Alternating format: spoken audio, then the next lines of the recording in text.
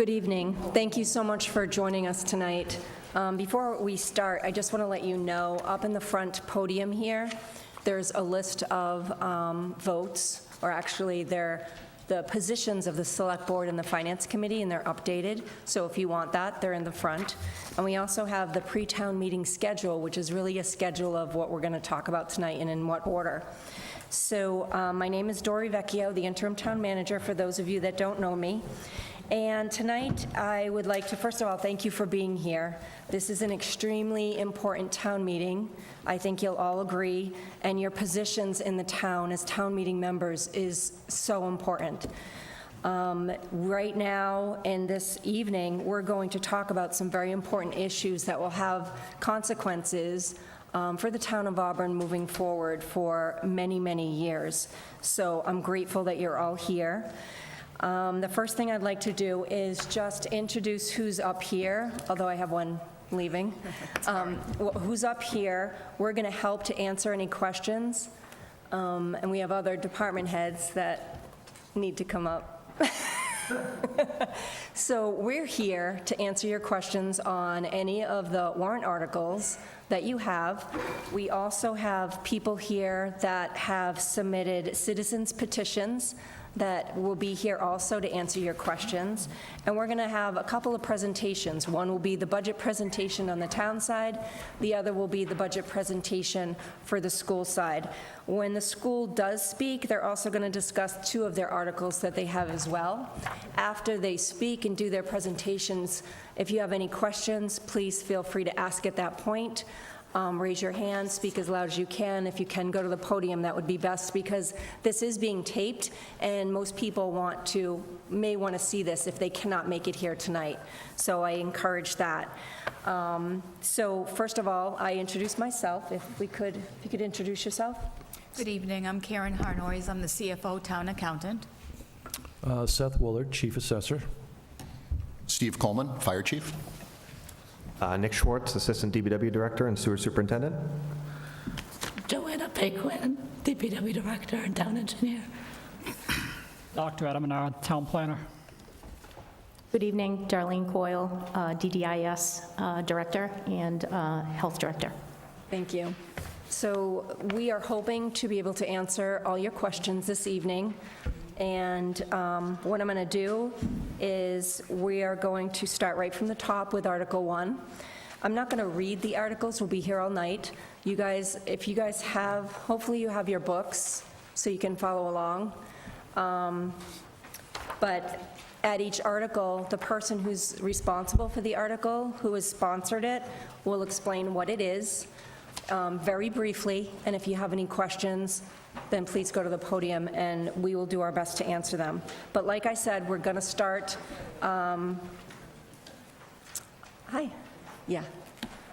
We're going to start with the budget, which is, first of all, Article 1 is the vote of FinCom and the Board of Selectmen, which is up here, which everyone has. Article 2 through 11 are standard articles that are at every town meeting. In this section, you're going to first listen to Karen Harnois, who is the Chief Financial Officer. She's going to speak to you about the fiscal year 26 budget, revenue, and capital budget. And right after that, under the same group of articles, Beth Chamberlain, the Superintendent of Auburn Public Schools, will present her budget and discuss Articles 14 through 17. Like I said, you'll be able to ask questions. So we'll start with Karen. Thank you.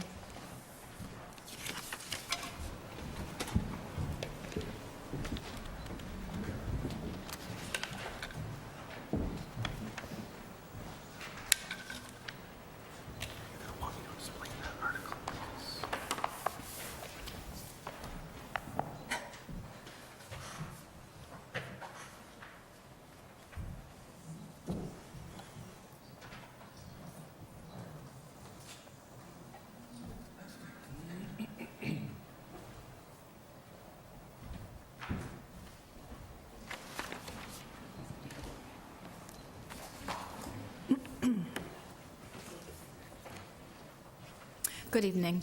As I said, I'm Karen Harnois, the CFO Town Accountant, and I'm going to go through the Town of Auburn FY 2026 budget. This first slide shows a overall summary of the budget with the appropriations at 86.2 million, the revenue sources at 86.2 million. There is a small excess of $192 in the fiscal year 26 budget. And overall, we're maintaining the excess levy capacity of 9.3 million, and this budget does tax at 100% of the Prop 2.5. The next slide shows the FY26 revenue and expense projections. The revenues, we're going to talk about a couple of different categories. They're broken down between local receipts, cherry sheet receipts, the tax levy, debt exclusions, and available funds, for a total revenue of $86,228,639, and the appropriations $86,228,447. Now, we'll just start out with the tax levy. The tax levy base for fiscal year 26 is $56.9 million. If we add the 2.5% increase that we're allowed, the $1.4 million, and the estimated new growth, which is projected at $1 million, that brings us up to a levy of just over $50 million. Now, the levy limit for fiscal 26 is 59.3, and that's how we have the excess levy capacity of the 9.3 million, and we're taxing at an 84.3% of the tax levy limit. FY26 tax levy. As I mentioned, we're utilizing 100% of the Prop 2.5, which is the 1.4 million, estimating new growth at $1 million. We're taxing at 84.3% of the total tax levy, which would mean that 15.7 of the levy is not being used. There is a one-year reprieve on a 1/10 tax levy earmark for 5-year capital, and that was redirected into the operating budget. And again, as I mentioned, there is no consideration on the use of the 9.3 million of the excess levy, and this budget that's being recommended maintains the current FY25 excess levy. This chart just shows the new growth from FY21 to FY25, with a 5-year average of just over $740,000. The next category of revenue is the state aid cherry sheet. We're using the governor's proposal for FY26, which is a $297,000 increase. Now, Auburn's state aid 5-year average is $772,000, so as you can see, unfortunately, we're below the average by $475,000. The increase for the current fiscal year that we're in, fiscal 25, is $337,000. Now, this is going to result in a greater dependency on local revenues and taxation because we're not receiving as much in the cherry sheet aid as we have in the past. And we do expect some volatility in these amounts for the next several years. Now, this graph shows the cherry sheet history for the last 10 years from fiscal 16 to fiscal 25. Next category that we'll talk about is FY26 local receipts. The estimates are up 6.96% over FY25, which is an increase of $885,000. Now, the interest income is up significantly due to a high return on investment on the town, but any downturn in the rates will result in a lower return on investment. There's also an increase built into the budget for motor vehicle excise, which is based upon the actual amounts from fiscal year 24 that the town received. There's an increase of $150,000 in hotel motel, again based upon FY24 actuals. And when we budget closer to actuals and we budget conservatively, this may result in a reduction of free cash due to those estimates that are closer to the actuals. This next slide shows the detail of the local receipts, which total for fiscal 26, $13.6 million. Some of the categories that you're probably more familiar with, we have the motor vehicle excise taxes in here. As I mentioned, we have the investment income and fees revenue. Now, the category FY 2026 available funds, which is down 40.21%, or 1.8 million. Now, the reductions are primarily made up of one-time uses of free cash from the fall town meeting, some warrant articles, using $135,000 of free cash for CIP, and some other reductions too. We were using sewer retained earnings of $329,000. There's a reduction of $490,000 in ambulance receipts that was being provided for the cost of purchasing an ambulance of $400,000 in fiscal '25. And again, some reductions on the Packagug, the golf course, $180,000. We were using retained earnings for CIP. We don't have any requests for '26. The same with cable. We used $40,000. In FY '25, no requests in '26. And in the '26 budget, there is a one-time use of $50,000 that we're receiving from Eastland Partners for the impact fees to offset public safety and DDIS costs. So here are the details of what makes up the available fund category. What you'll see in here, some of the things we talked about: ambulance revenue, some of the free cash, and we do have down the bottom the Eastland impact fees. So in total for fiscal year '26, total revenue sources, $86,228,639, which is an increase of $1,770,000 over the current fiscal year of '25. And this is a graph, a different depiction of the FY '26 revenue breakdown of the $86 million, the biggest piece being tax levy, $50 million, and you can see the cherry sheet aid makes up $21 million, the local receipts, 21%, local receipts, 15%, and then the smaller categories. Just wanted to point out in the FY '26, there are a few recommended new positions. One police patrol that's going to start as of 1/1 of '26, 2 firefighter paramedics starting as of 1/1 of '26, an assistant golf course superintendent, but that's in the enterprise fund, so that will be supported by those fees, a reference librarian, which is being budgeted for 26 weeks, and an assistant position in the treasurer collector's office, which is being budgeted for 2/3 of the fiscal year. Just a few things to point out on the FY 2026 fixed costs.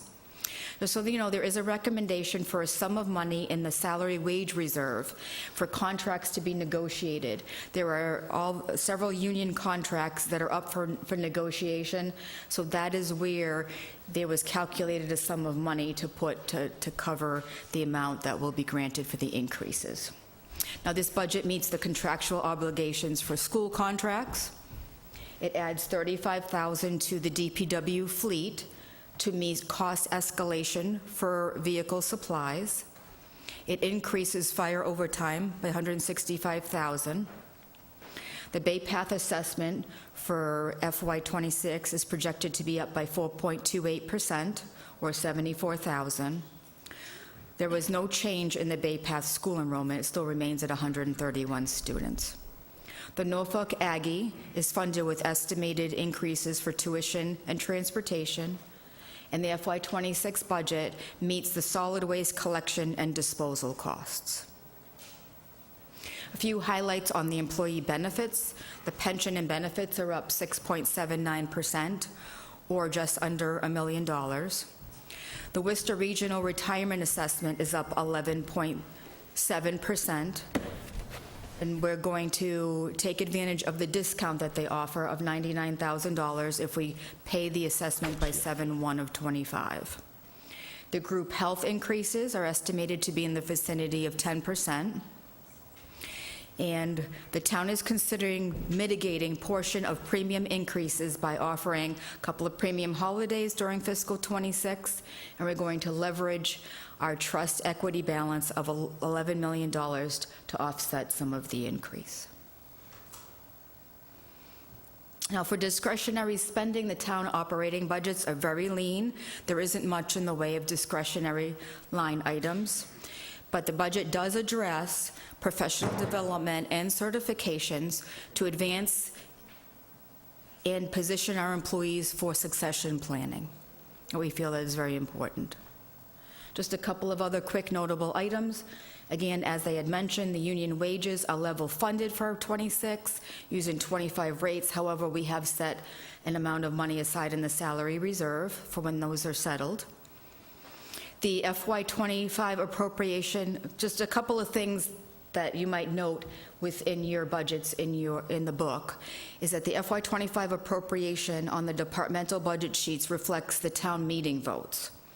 The Finance Committee transfers and the 1% salary increases are not included. And one other notable item for Highway and Fleet. There were several employees that were moved from Highway and Sewer that created the new Fleet division, so you may see some increases in one budget and decreases in another.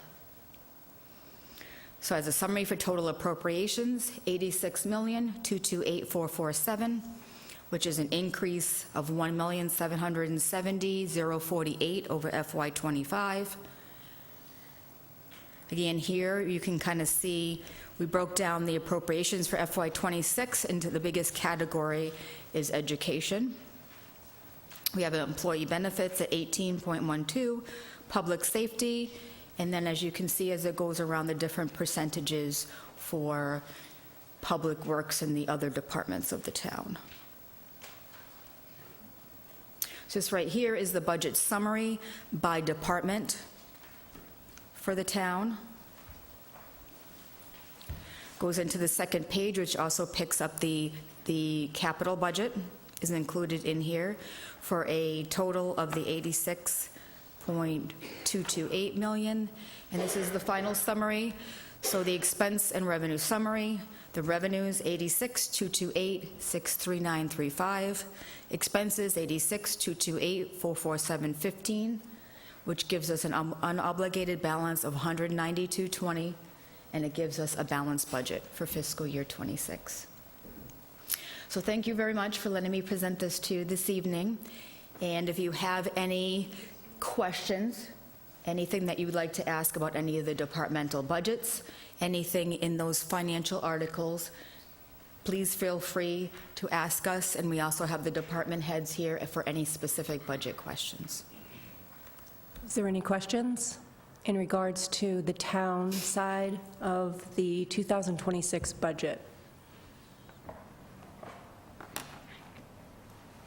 Please, sir, can you come forward?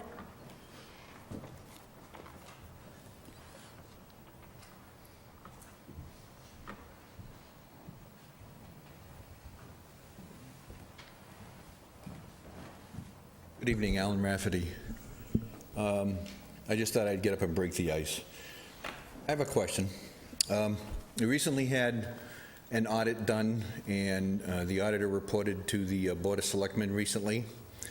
And in it, he expressed the opinion that the free cash was huge. It was a huge amount, and I think he says it was almost double what other towns usually have. And he says it's great for bond ratings, because when banks see that you have all that reserve money, they feel you can meet your financial obligations, and so they give you a good interest rate. But here's my question, if someone can answer that. It would seem to indicate to me that if the free cash is that high, that you're overtaxing the residents. Am I correct in that assumption? Well, the free cash has been building up over time. So as we get it certified, we can only, according to our policies, we can only use a certain amount of the free cash, and then the balance rolls into the next year's amount to be certified. So that's basically how it's built up over the years. And the best use of the free cash is for the capital and one-time uses. And what you'll see in the budget book, too, is that there's a recommendation to use some of the free cash towards the project, say for the fire station. The The free cash is generally the difference between the budgeted revenues, budget expenses, and then what was actually spent and taken in. So like this year when we said that or last year when we had some really good returns on investment, you know, that isn't necessarily projected that will happen.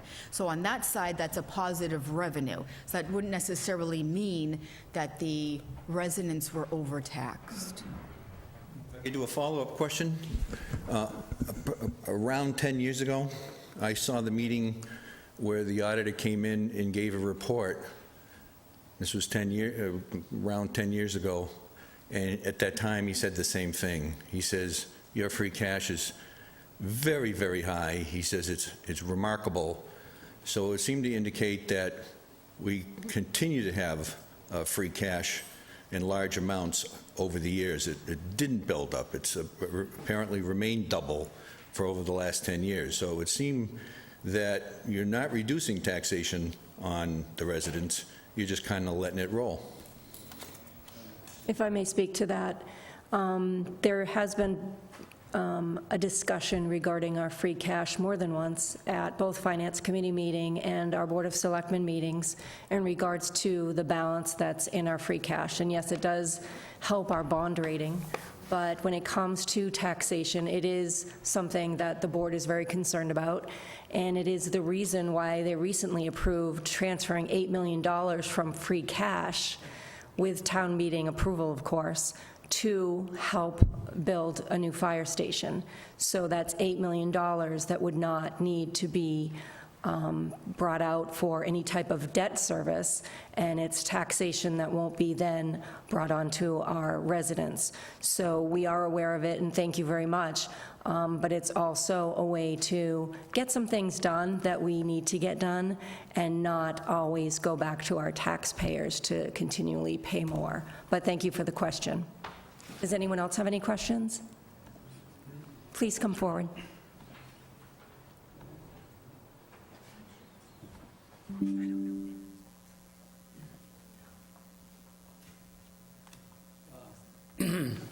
My name is Kim Watts, and I've been a resident for 8 years. This is the first town meeting I've attended, or pre-town meeting. And I would just like to make a comment. It's not exactly a question, but I think that the fund should be labeled reserves or reserve cash instead of free cash, because I don't think it sends the right kind of message. And I personally am very frugal and am what I define as house poor, and I'm always looking for ways to save. But I want to put one principle out that I think we should all consider, and that is you pay no matter what you do. The question is, are we paying appropriately for the right thing at the right time? And I would like to hear any discussion going forward to be under those kind of terms, rather than, I don't want to pay, nobody wants to pay. You know, I don't want to pay. But I want what's good and right for my family and for the town. Thank you. Thank you so much for your comments. The term free cash is actually a generally accepted accounting practice term in municipal government, but I do understand your point, because free cash is not free. Free cash is derived from your taxes that you've paid over the last, how long you've lived here in Auburn. So I definitely recognize that. I will speak to our finance team about changing the name as it relates to free cash when it comes to these types of presentations, so that it's more understandable, because it isn't free. The reason we do use it, again, is because that's the appropriate language, but I really appreciate your comments. Thank you. Does anyone else have any questions? Hi, Mike Marshall. I know a couple years ago, Ed had sort of had an answer to this, and I don't know if we have like updated numbers, but I'm curious, how our excess levy compares to surrounding communities. I know that there's a lot of conversation about, the tax level and people being concerned that we're taxing too much. My understanding is that a lot of surrounding communities tax the full 2.5% increase consistently year over year. Auburn hasn't. We have a $9 million excess levy this year, and over the course of Ed always put the number out, and I'm sure it's probably in one of the presentations, but over the last 10, 15 years, I know that administration has saved the town taxpayers literally tens of millions of dollars. So if there are updated numbers or even just general numbers, I'd love to sort of get your stance on that because, like you said, nobody wants to pay taxes, but in my admittedly limited experience in town, my impression has been that we are not taxing at the rate that we could be. We're not taxing consistent with the rates that other towns are taxing at. And on top of all that, we have a high level of services that the residents get to enjoy. And so I'm just love to hear your position on it. Thank you. That's a great comment. Unused tax levy is basically an amount that's derived each year that we don't tax up to 2.5%. So in previous administrations and different economies, Auburn has been very lucky to have very sound financial practices, very tight financial policies, and have been able to save $9 million, a little over $9 million in what you would call unused tax levy. That equates to millions and millions when it comes to what residents would have had to pay if they did pay at the 2.5%. I don't have the dollar amount, and I can get that because that's a really good point. But we're not saying that, and I'm sure you're not bringing it up to just say, we're better than everyone else. We are in some ways, but no one else I know has an unused tax levy of this amount, and that goes to the credit of previous administrations. But it's also concerning because now we do have to go to 2.5%, and it just happens to be my first interim year that we're going to 2.5%, so that's great too. But it's just concerning in that we need to remain fiscally prudent. We don't want to tap into the unused tax levy and go in front of you in town meeting and say, please let us borrow some of that so that we can meet our budget. We're trying to look at contracts and look at other areas where we can reduce expenses and even share positions and different things that my management team and I have already discussed, because we do not want to go back and tax Auburn residents any more than we have to. So it's a great point. I appreciate it. I will get the dollar amount because I know it's pretty high up there. And I'm proud to say that that's been done in Auburn, and it has saved the taxpayers millions and millions of dollars. You don't necessarily feel it, but it's accurate. It does, unfortunately, has been a little bit of a detriment when working with unions, and I'm just being honest, because they feel like there's money in a bank account because we have this unused tax levy that the unions want. Well, no, it's actually tax that we'd have to tax our residents in order to get the money, and that's not someplace we want to go. So that's just, thank you. Anyone else have any other questions? Please.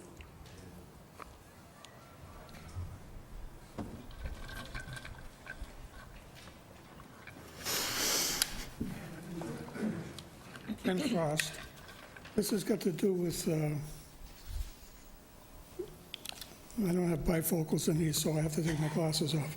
The treasurer collector budget, it's on page 22. Was it 511143? Assistant treasurer collector. And it goes up to like $116,138. That's one person, considering the treasurer collector only gets $95,000. Is that correct? Actually, in the budget presentation, I had mentioned that there was a new position that was being budgeted for 2/3 of the fiscal year '26. So actually, that is for 2 assistants in the office. So that's for 2 people? Yes, that's for 2. Can I continue? No, Sure. Of course. I have something on page 39 that I noticed.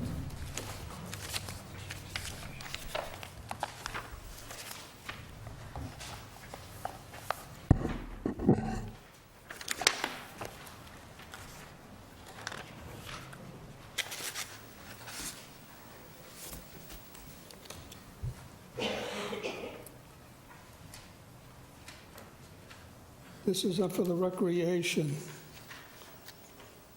We have a recreation director with no money. And we have money from supplies. Is that the recreational director in some other place now?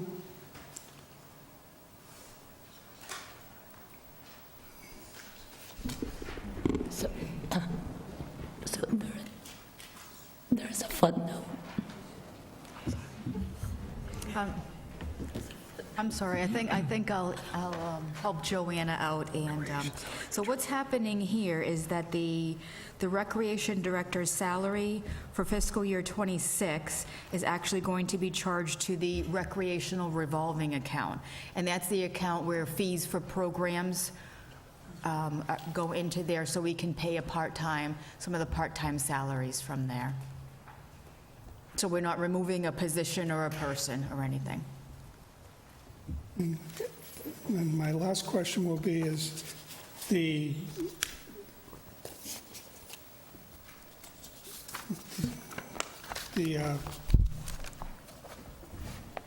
Camp Gleason is being reimbursed with retail earnings from cable? Well, it's in my hand. So, are you talking about the warrant article? Yeah, Yeah, okay. So, yes, we are going for a transfer from non-tax levy funding in our cable account to help supplement the cost of the ACTV expenses associated with all the office for that department and all the technology that's needed at Camp Gleason. Because we're at a point now where, I don't know if anyone was able to go through the tour, but we're at a point now where we're finishing up a lot of the building, and we need to get the technology in place so that we can actually have a public meeting there. so how much is in the retained earnings for that account, if you can take 200 some odd thousand out?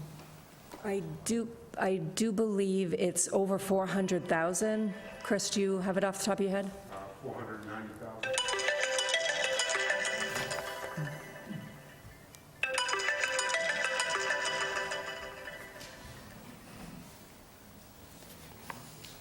I'm sorry, sir, did you hear that? Huh? It was over 400,000. Oh, okay, thank you. No problem. Thank you for your questions. Anyone else have any questions? Please, sir.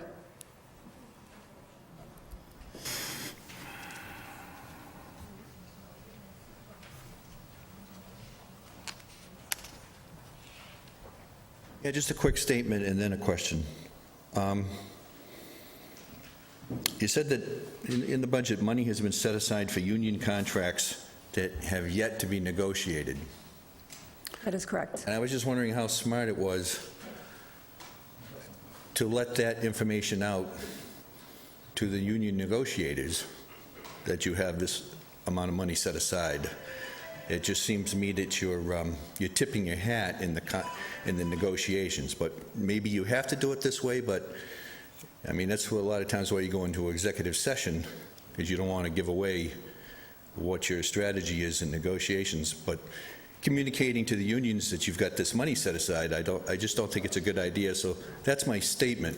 You don't have to answer that, but my question is, Bay Path assessment is up 5%, but our enrollment is flat. Could you explain why that has happened?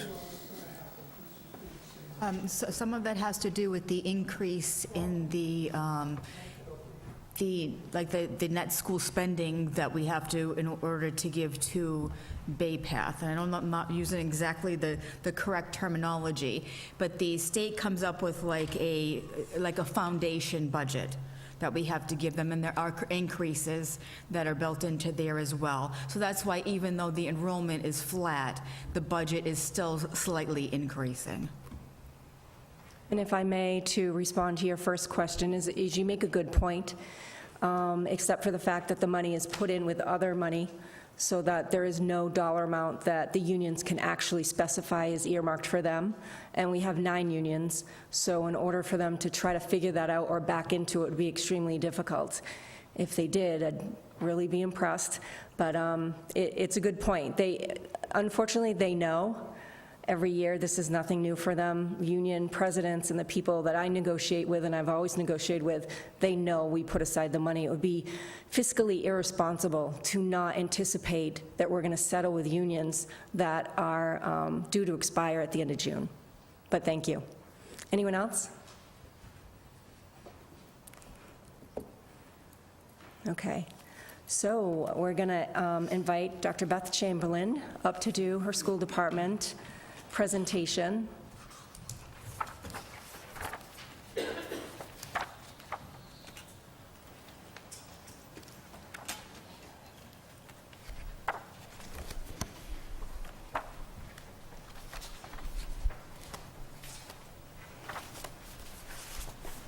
Good evening, everyone. My name is Beth Chamberlain. I'm the superintendent of schools here in Auburn.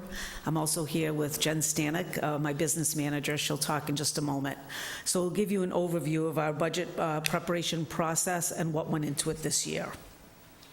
We always start with our mission, our vision, and our commitment, knowing that we need to serve all of our kids all of the time. Our strategic plan has focus areas in teaching and learning, health, wellness, and safety, and community partnerships. This has been our plan for the last 3 years. We'll continue again through this school year to guide the decisions that we make related to the budget. The school committee priorities include primarily maintaining our class size, focusing on anti-bullying initiatives, training and resources, maintaining positions that focus on the social and emotional health of our kids, ensuring that our contractual obligations are met, and that we respect the ongoing financial support we get from all of you, because we have been very fortunate to receive the support that we have over those many years from the town of Auburn. So we've adjusted our staffing levels to meet the financial needs of the town. So we started our budget at 4.7%. You're going to see that that's not where we landed. We have tried to, by doing so, maintain our class sizes as recommended.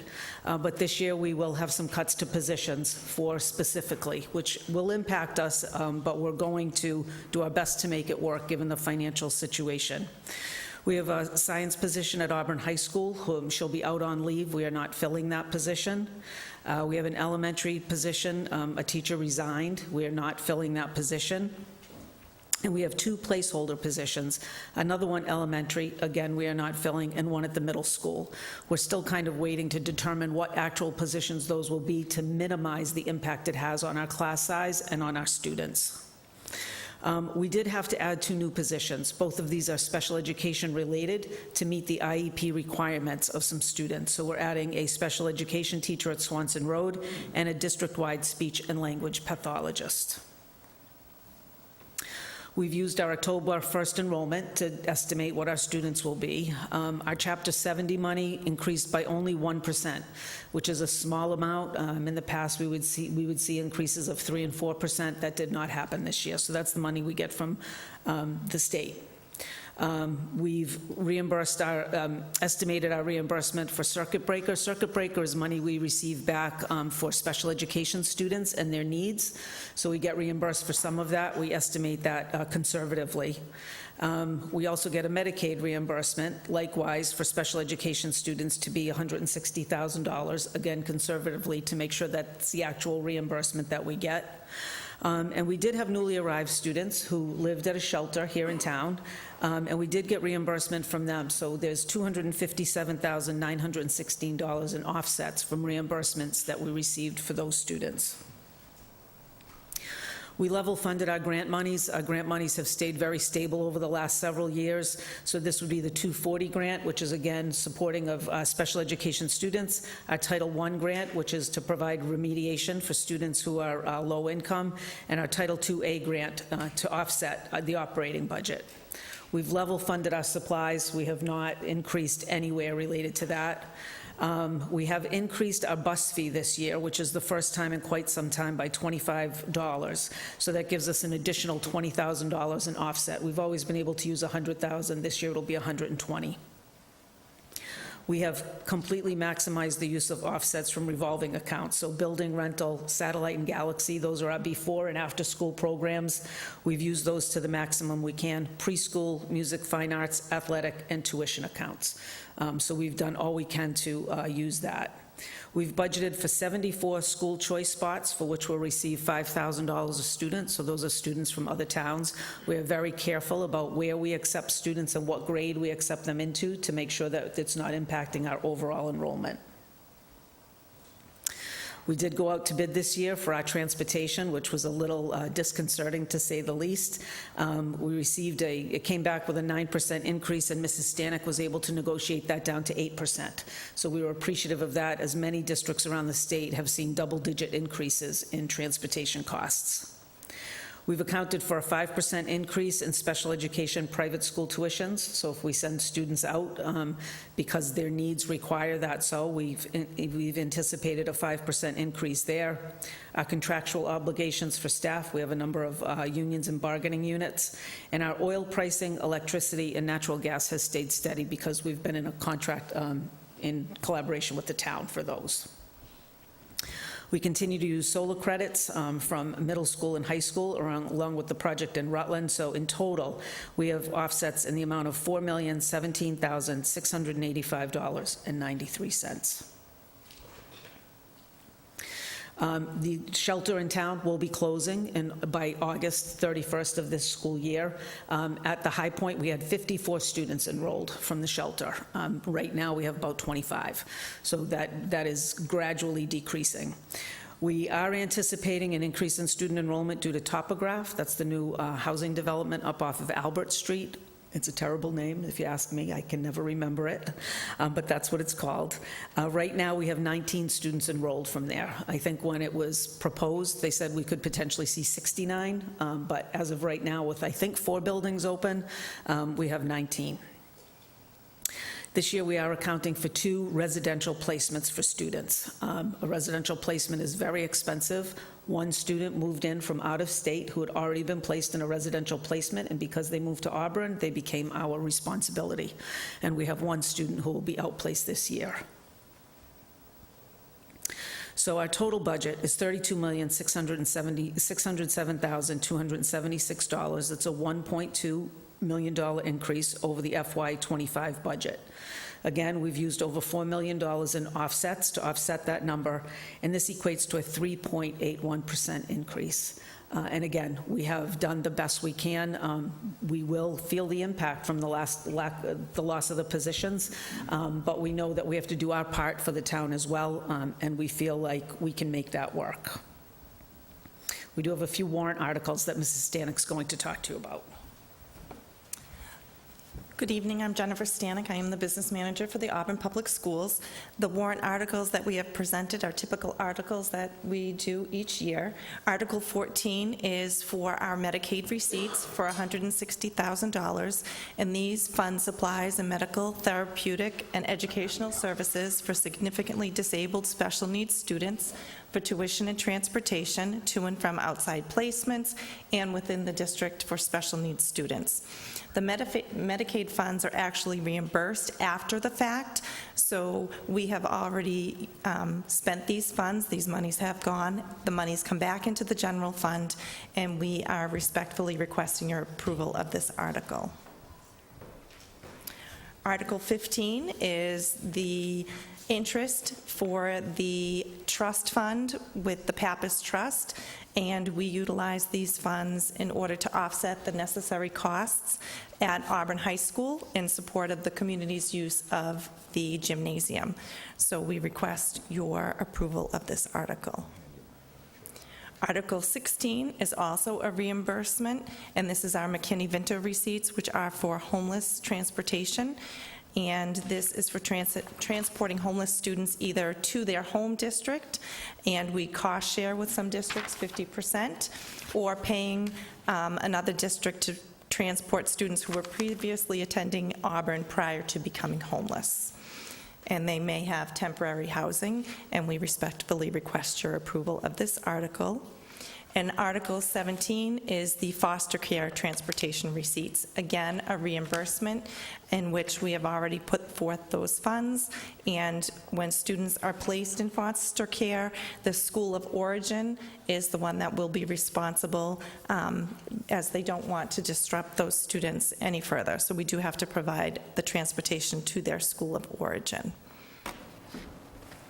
And lastly, we have our fiscal year 2026 capital improvement plan. Most of the plan is based on HVAC upgrades and air purification within the district buildings, as well as our iPad initiative, which happens each year for our students. And then we are in desperate need of an updated math program, and that has the funding there as well. So again, I just want to say we are so thankful to the Auburn community. You've been nothing but generous and supportive, and we appreciate that. So we'll welcome any questions you may have at this time related to any of those topics. Anyone have any questions? Sure. Please come up.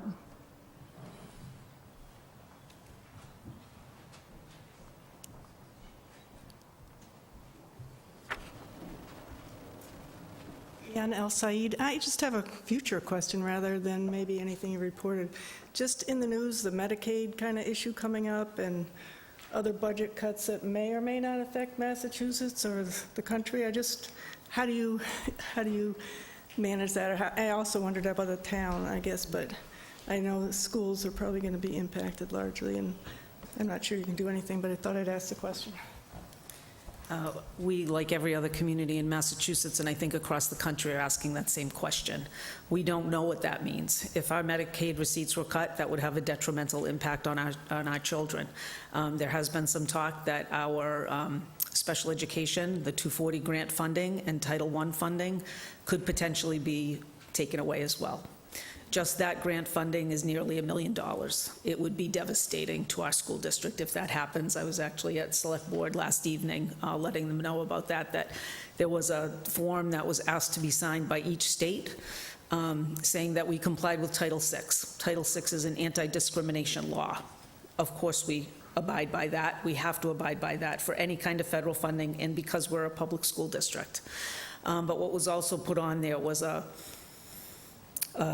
comment about diversity, equity, inclusion, and if there was anything associated with diversity, equity, inclusion that was tied to federal funds, that those funds could be revoked. Massachusetts did not sign this form, but sent a letter back to Washington, D.C. to say that we comply with Title VI, which we do and we are required to. That's been a long-standing law since 1962. What will happen from the fact that we didn't sign that, along with many other states that did not sign the form, sent a letter back, what that means, I don't know. And it's hard to know if it could be, we could be partially cut, if it could all be cut. But I can't imagine that we're going to hurt our children that way. In my heart, I just can't imagine that anyone would hurt children, because it would hurt children. So I'm sorry I don't have an answer, I don't have a crystal ball, but it is a very precarious time in education and across the state for all kinds of municipal things. It is very scary. Thank you. Does anyone else have any questions?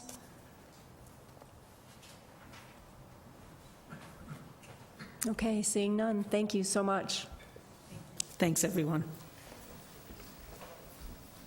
So we're going to move on to Article 12 and 13, and these are two votes that are for the proposed fire station located at 10 Prospect Street. Article 12 is a vote to appropriate $8 million from free cash for the financing of the new fire headquarters. This would be subject to a vote by the Board of Selectmen to place a debt exclusion question on the May 20th annual town election ballot. Article 13 is a vote for the town meeting to authorize the borrowing of the balance of $23 million for the same purpose, the construction of the new fire station headquarters at 10 Prospect Street. As you know, the question is already on the ballot for May 20th, 2015. We had to give the language to the printer, and we had to print the ballots because the timeline from the town meeting and the election were too close. So I just want to explain that. So it is on the ballot. If you have a ballot that was brought to your house, say you're voting from home, then you're going to see the question. We've had a lot of questions to the town clerk's office and also my office. And please know that even though the question is on the ballot, it requires the vote of town meeting. Town meeting needs to approve it, and so does, we need to pass both for it to actually work. It can't be one or the other. So I just want you to know it is on the ballot, even though it hasn't been voted yet. It's because we had to get the language out. So if you have any questions about that, please let me know. I'll be happy to explain it further. But the Chief Coleman is here to explain the plans for the proposed fire station. Thank you. To the town manager. I'm gonna spare everybody the presentation because next Tuesday, Tecton, our architectural firm, and our owner's project manager will be in attendance at town meeting to do about a 10-minute presentation. But there are two things that I just wanted to cover tonight, just as far as the funding, and then just to show, in case you haven't seen it, just a depiction of the exterior of the building. I want to first start out by thanking the town meeting members, because without you, we wouldn't be to the point where we are today. This has been a long, long time. This has been many, many years. We're starting to see a little bit of a light at the end of the tunnel that I hope we get to. But without your support for conceptual designs and OPM services, and ultimately the purchase of the 10 Prospect Street property, we wouldn't even be to this stage today. So town meeting has been very, very supportive up to this point. We're very appreciative of that. I want to recognize Mr. Mark Imsey, who is here in the audience. Mark is the chair of the Fire Station Building Committee.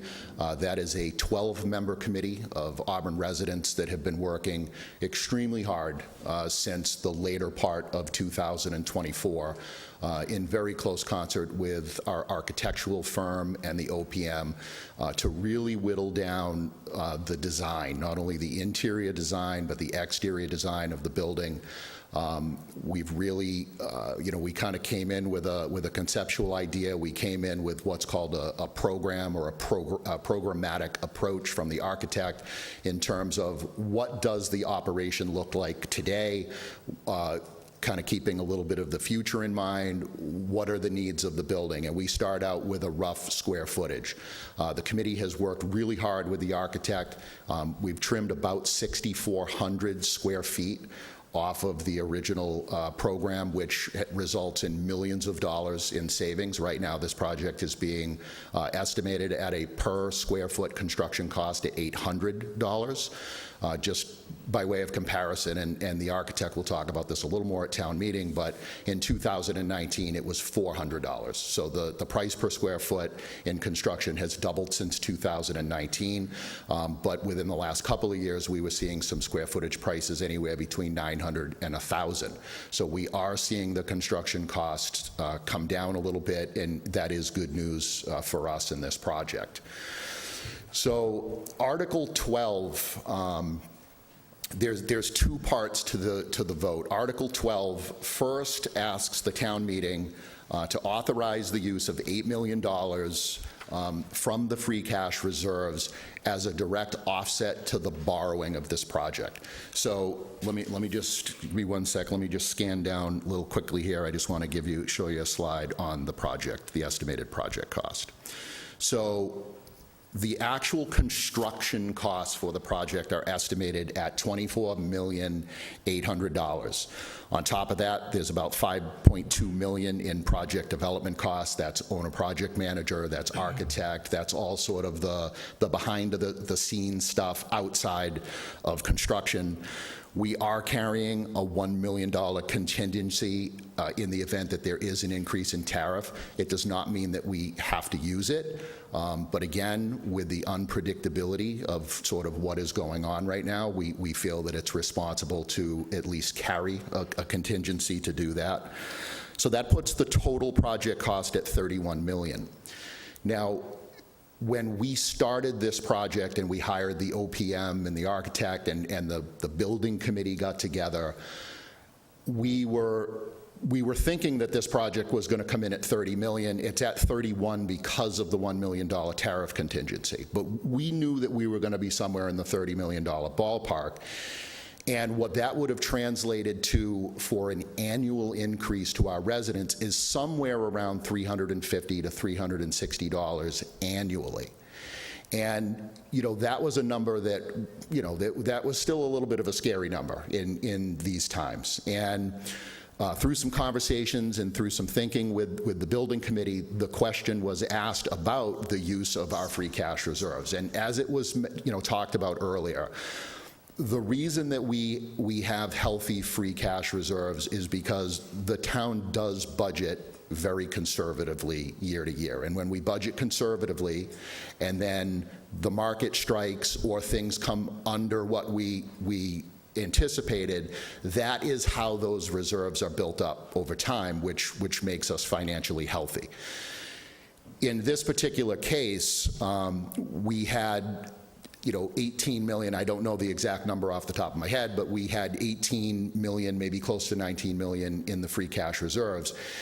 And the committee approached both the Board of Selectmen and the Finance Committee separately and gauged the interest on using $8 million from those reserves as a one-time use to offset the tax impact to the resident. And both the Board of Selectmen and the Finance Committee had some very healthy discussion on it. They ultimately voted, both boards voted unanimously to support that recommendation to town meeting, which ultimately, when you look down to the bottom here, would bring the borrowing request for this project to $23 million, which would reduce the median household annual tax impact on a residential property of $394,800. So if you own a home that's valued at $394,800, the annual impact would be reduced from that $350,000, $360,000 down to $186.93 annually. So if you break that out into quarters, it's an impact of $46.73 per quarter. So this is just one example of the benefits of having those reserves there, so we don't have to ask the taxpayers to carry a burden over a 20-year debt period for an additional $8 million. So Article 12 is asking for town meeting to approve the financial strategy of using the $8 million from reserve. And then Article 13 is authorizing the town to actually have the question on the ballot, and providing that it is successful at the ballot box on May 20th, then your vote, a successful vote on Article 13, would allow the town to move forward to actually move into the next phase of design to actually construct the building. So it's a two-part process, but we feel that the use of the $8 million, like I said, both the Finance Committee and the board, we think that's a great use for the $8 million, and the committee, myself, I know everybody involved, we were very happy to see an increase of under $200 on the median house. We think that it makes this very important project much more palatable for the community. So that's what I'll share with you today. I'll certainly answer any questions if somebody has one, but there will be about a 10-minute presentation in a little more detail from our architect and our OPM on May 6th. So if anybody has any questions, I'll be more than happy to answer them. Yes. My name is Russell Talisman, and the only question I have really, I am going to speak, I am in favor of this firehouse, but on the $31 million, is that a guesstimate from the architect design, or is that really what a contractor is going to build it for? I'm going to I'm going to give you all a sneak peek, and I'm going to show you one more slide. And that's a great question, Mr. Talmadge, thank you for it. So the anticipated 30 million, because remember the 1 million we're carrying just as a contingency for steel. So the estimated project cost is derived by our OPM that is based on current data today, basically backing into a number on what current construction costs are. It's largely based on the current value of $800 a square foot that we're seeing, across the market. But things over the last 100 days have changed in terms of construction, and in some respects, it's changed hopefully in our benefit. So this is one of the other slides that the architect will talk a little bit about to the full town meeting on May 6th. But what we're seeing now is, with the fear of tariffs and with the fear of what's going on in the economy, contractors are getting very hungry. They're sharpening their pencils, and they're trying to secure work for the next 2 to 3 years. So what we've seen just over the last several months locally is the Charlton Fire Department had a substation that was estimated at $19 million. It came in $2 million under budget. The Southbridge Fire Department, their town council just put the final stamp of approval last night on a $24 million construction project that they received bids. This number is wrong. It's 24, and so it's 24, and then it's 19 and some change, but it's a delta of $4,000. Their project $4 million. Their project came in $4 million under budget for construction.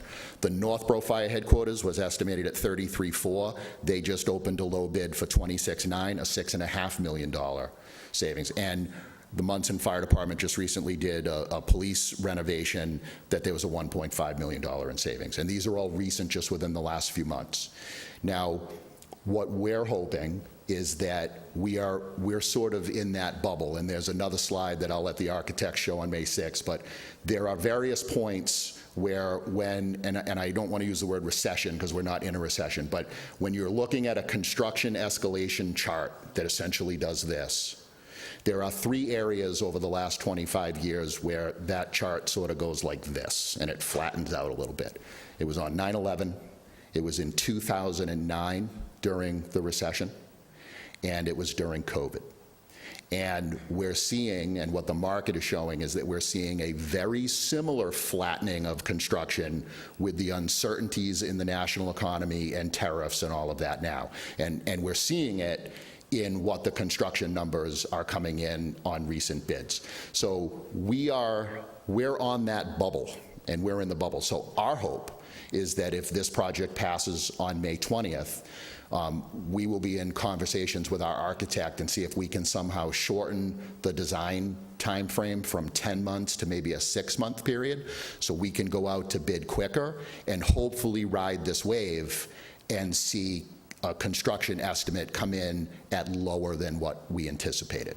So the $30 million estimate, our OPM assures us that we're not under budgeting that. But if for some reason it took a turn and it did go back to $1,000 a square foot, my plan, the committee's plan, it's been the plan from the very beginning. Our expectation is not to come back to the voters and say we need more money. At that point, we're going to have to figure out what we need to trim. I hope that does not happen, because I think the committee has done an outstanding job in working a very good program, and I think that we have found that balance where we will meet the needs of today, and we have some potential future growth in 30 years, 40 years. I would be concerned if we had to cut any more today. I'd be concerned that we're sort of going, kind of in the wrong direction. But the expectation is that we wouldn't come back to the voters for more money. If things went the other direction, we'd be looking to pull back. But I think the $30 million is a sound estimate based on what's going on in the construction field right now.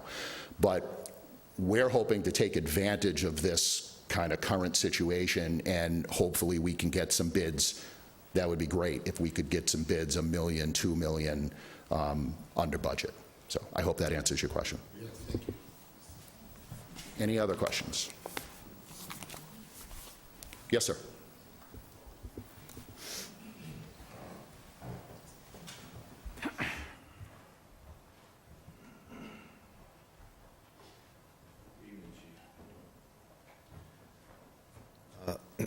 I certainly think it's probably time that a new fire department building was built. The last one we had, the student, I think it was Bay Path, the Bay Path kids came in and they put on a second floor, and our forefathers, the earlier, designed the police building and the fire department with flat roofs. And I talked to a man who was on that committee for the express purpose of being able to expand. So they were really thinking ahead. I certainly wasn't in favor of the safety building idea, because the police department building is only 20 years old. So I just think that it was poor planning. But I just have one question. I just have a problem with the way it's going about. Maybe you had to go about it this way, but you bought the land for the fire station, Chuck's Steakhouse, and you've torn down the building. It's been flattened already, almost like you feel like it's a for sure project, that you're going to get this passed. But what happens if the voters vote this down? And I know you're probably going to come back a second time, because that's what happened in Charlton. You came back a second time. But what happens when you come back? What do we do with that piece of property that's worth $5.5 million, or what we paid $5.5 million for? Thank you very much for your question. Anybody that knows me or has talked to me, I had a conversation with Mr. Carpenter today, and he can come up here and he can validate what I'm about to say. Anybody that thinks that I am sure that this project is going to pass is very uninformed. I'll be honest with you, I'm nervous about whether or not this is going to pass. I do not think that this is a guarantee in any way, shape, or form, and I won't be, I don't think I'm going to sleep until after May 20th when the polls close and the votes are counted. But you bring up a good question, Mr. Rafferty, and it goes back to some conversations that the town has really been having over the past 6 years, even when we were exploring the public safety building project. For anybody that has been paying close attention to this project, you will know that the original building feasibility group that was formed prior to COVID in 2019, they were charged with evaluating the existing public safety facilities, and they were charged with trying to find a location to site a public safety building or whatever we were going to do. And it took them almost 5 years to do that with no result. Auburn is land poor. We do not own property. The largest properties that we own are by way of parks and recreation. Any parcels that we own that could be a potential future use for something do not amount to really any sort of acreage. So it's a question that is often asked, and we talked about it back in 2024 when we purchased the 10 Prospect Street property. We said, listen, we hope that town meeting supports a future fire station, and we hope that the town supports a future fire station. But regardless of whether or not that happens, the purchase of that property and the demolition of that building is an investment to the town of Auburn. Because, I hope a fire station passes. But if it doesn't, in my opinion, probably one of the biggest mistakes that the town could make is to immediately turn around and try to offload that parcel to recoup our money. Because this problem is not going away. The West Street Fire Station problem is not going away. And we are going to be faced someday with this issue, whether it's this May 20th or next May or the May after that. And if we were to sell the property, we're right back to where we were in 2019 saying, where are we going to put it? The other advantage, I'm blowing what I said I wasn't going to do tonight, and I'm showing you extra slides. But everybody has seen this rendition. Everybody's seen this. This is the proposed location. This is Prospect Street. This is Route 20. you will see this little green space area to the left that we've carved out for the future expansion of something. Whether in 20 years that becomes a police station, whether it becomes a school administration building, whether it becomes administrative offices for planning, or whatever it may be, the advantage of the town investing in this property not only gives us the opportunity to construct a new fire headquarters that's desperately needed, but it gives the town some future planning and some wiggle room to be able to do something else. And right now, that is not an opportunity that we have. So I would just use caution, cautiously to the town meeting, that if for some reason this project doesn't pass, not to abandon the plan, because we still have to march forward and we have to do something. So I appreciate your comment and the question. Any additional questions? Thank you very much, and again, thank you very much for all of the support that you've provided on this project. Thank you. Thank you, Chief. So we will move along to Articles 18 through 21. Article 18 is an amendment to the Auburn zoning bylaws. Dr. Adam Menard will just provide a brief description of what this article does. If you don't mind, I'll tackle all of them at Go ahead. once. So there's 4 zoning articles being proposed this spring. Each of the articles has been reviewed by the Zoning Bylaw Review Committee, and they have voted to send those articles to the town meeting. The planning board also had a public hearing about a month ago on each of these articles, and they recommended unanimously to that town meeting adopt all 4 changes. The first is changes to the accessory dwelling units. Again, the Bylaw Review Committee has worked for most of the past year on this. This change partly stems from a change to state law that pretty much outdates our existing bylaw. The change will eliminate the need for a special permit, removes the need for a deed restriction, and removes the owner of the property live at the property. So it greatly frees up who can live and build an accessory apartment. The Article 19 is the multifamily portion, 9.36. A lot of this language is dated, and it does not comply with the MBTA communities, so this is just trying to clean up the bylaw, remove some old language, some contradictory language. The reduced frontage lot is to try to create some infill development of single-family homes, allowing a reduction of the amount of frontage needed up to 25% reduction to a particular lot. This would need a special permit with the planning board. And the last one, Article 21, will change how the height of a building is measured. Currently, the height of a building is measured to the tallest ceiling. So in your typical single-family home, the attic floor would be the tallest point, not the peak. This change will measure it to the peak of the roof. So it just tweaks how the height of a building is measured. If there's any questions, be happy to listen.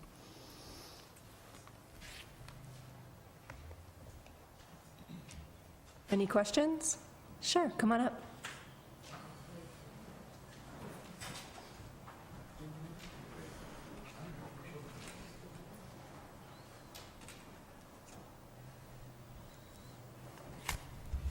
Yeah, I reviewed these zoning changes, and I don't know who's here to answer my question. It's probably not fair to put it on Bob Tatro, who's the Zoning Board of Appeals. These things were, and although they voted to approve them, they were concocted by the Zoning Bylaw Review Committee, so I don't know if there's anyone here who will address my questions. Unless you've been under a rock for the past few months, then you realize we have some Chapter 40B projects coming into town. Pre-Chapter 40B and some 40B, to the point where we're going to overshoot our state-mandated 10% affordable housing requirement. We're going to shoot to 20% potentially. So there's a lot of development coming. And you don't have to have a high IQ to realize how that's going to impact all the town departments They're going to need taxes, folks. And so, Mr. Tatro, through the chair, Mr. Tatro has a warrant article where he wants to do a building moratorium. I completely support that. That's a great idea. If we can get away with it. It would appear that legally we may not have a good leg to stand on, but I think we should try, because otherwise the town is going to change. But the problem I have with these zoning changes, not all of them, but some of them are basically making it easier to build more homes. Okay, reducing frontage, allowing more single-family homes to come in, and pre the Chapter 40B invasion, I would be in favor of that because we need to create housing. But Auburn is being stormed with developers, and these changes to the zoning are going to make it easier to build even more. So it would seem to me that since you're anticipating all these developments to come in, that you wouldn't make it easier to build even more with these changes. So if anyone wants to address that, fine, but I would recommend to town meeting members, I would not approve these, most of these zoning changes. Some of them are okay, they're okay, but the other ones, I just, I'm not in favor of it.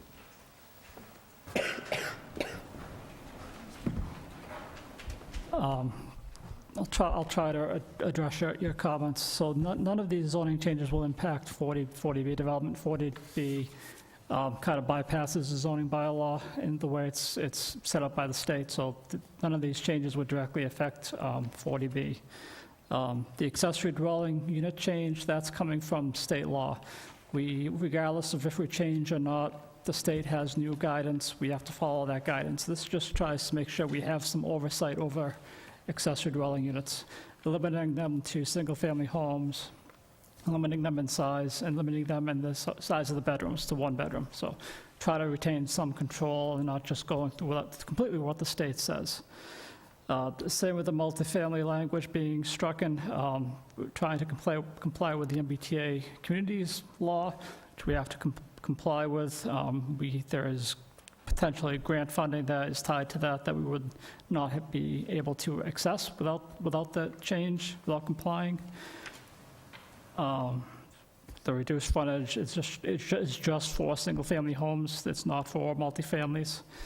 And the height of the building will actually reduce the size of buildings that are allowed. So that will restrict some form of development in that sense. So. Mr. Tatro, did you want to add anything?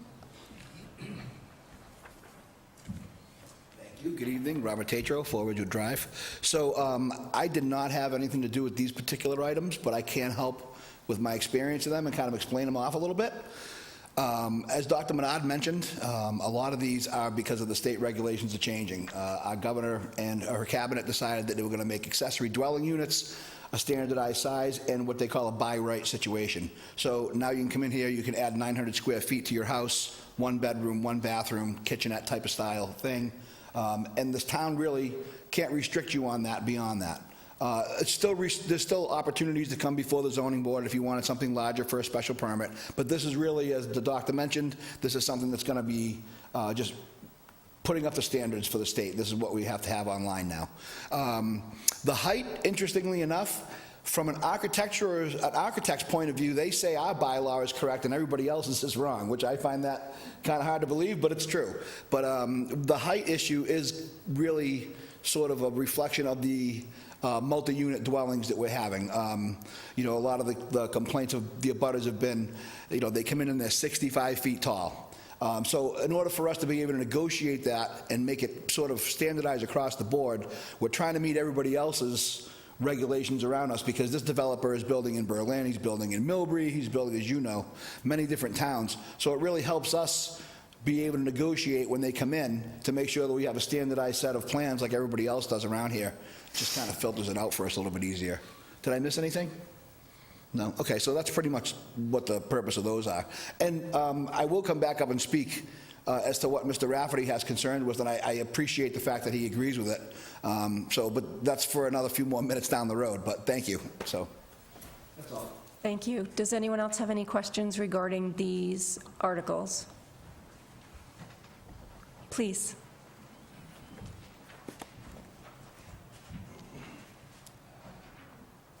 Roger Armstrong.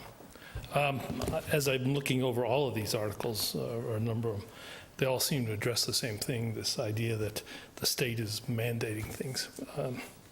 Personally, I hate the idea of being mandated, but I mean, it looks to me as though they're trying to turn Auburn into Worcester. You know, they're essentially saying, okay, you're going to be an extension of this urban area. Frankly, if I had wanted to live in an urban area, I'd have moved to Boston. So my question is, if I am correct, there's other towns that are not happy with this. Is there any pushback taking place? Is there cities and towns that are saying, hey, we're not going to do this?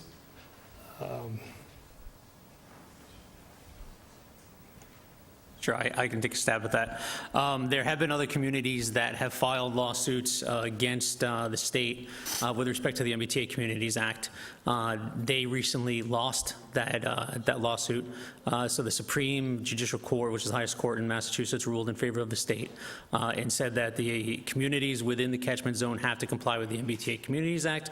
What they did say is that the way that the state went about implementing some of the penalties did not follow the prescription of the way that states have to create the CMRs that actually say how a municipality has to follow that.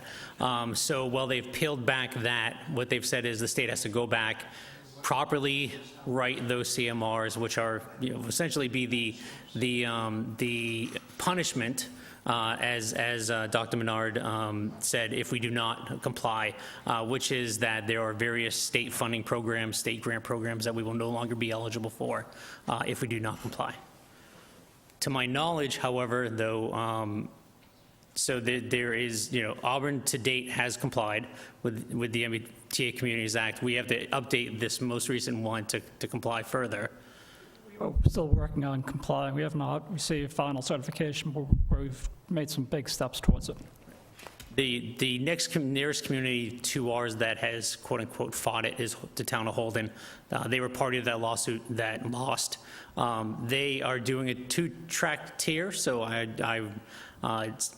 as a selectman, I will say that, and not talking on a professional staff level, they are playing a political standpoint where their town manager and their select board are saying, we are going to fight this. But at the same time, they are putting in zoning changes to comply, because they understand the realization is that the Supreme Judicial Court has said you must comply. Okay. Takes a lot of wind out of my sails. Beyond that, just a couple of comments. I'm looking at some of the wording, and it says we're going to encourage compliance. I didn't know that it was optional. And then we're taking single-family homes. We're going to put accessory buildings on them, and we're going to continue to call them single-family homes. I mean, does that cause confusion down the road when we're looking at zoning? Or I'm just afraid, somebody comes in and you have a street where everybody puts an accessory building on. The next thing you don't have accessory buildings, you don't have single-family homes, you have it on the street that's an apartment building. I can try to answer that. The accessory is, as it says, it's supposed to be kind of subservient to the single family. It's supposed to be much smaller. It can't be more than 50% of the single family home, or 900 feet, whatever it is, fits. So like in 1,000 square foot house, 2,000 square foot house, you can have a 900 square foot unit. If you have a 1,200 square foot house, you can have a 600 square foot. So it's supposed to be substantially smaller than the single family house. But it's not a single family home anymore. You have two families living in there. They're not considered duplex. It's still considered a single family because it's an accessory use. Duplex is different. That still requires a special permit. That still requires different permitting. And the size is limited, and also the one-bedroom aspect of the accessory apartment is important. You're not having multiple bedrooms. They're not designed to attract families. It's designed to attract a single person or a couple. So it seems to me, and I realize we probably have no choice, but it just seems to me people are dancing around this with words. Just a couple more comments. In the wording here, it says where feasible. Who determines feasible? Which portion? Page 60. I guess it's now called Section D. And it says, I'll just read it, the accessory dwelling unit shall be designed so that the appearance of the building remains that of a single-family residence, even though it's not, as much as feasibly possible. So that would be the building commissioner. When they apply for a building permit, they're going to submit all the architectural plans, and it will fall on the building commissioner who would uphold this. And who decides what feasible is? That would be up to the architect and the building commissioner. Building commissioner would have to approve any building permits. Okay, are there any guidelines or any, I mean, the word feasible just leaves the thing open. All right, I'll sit down. Thank you. Thank you.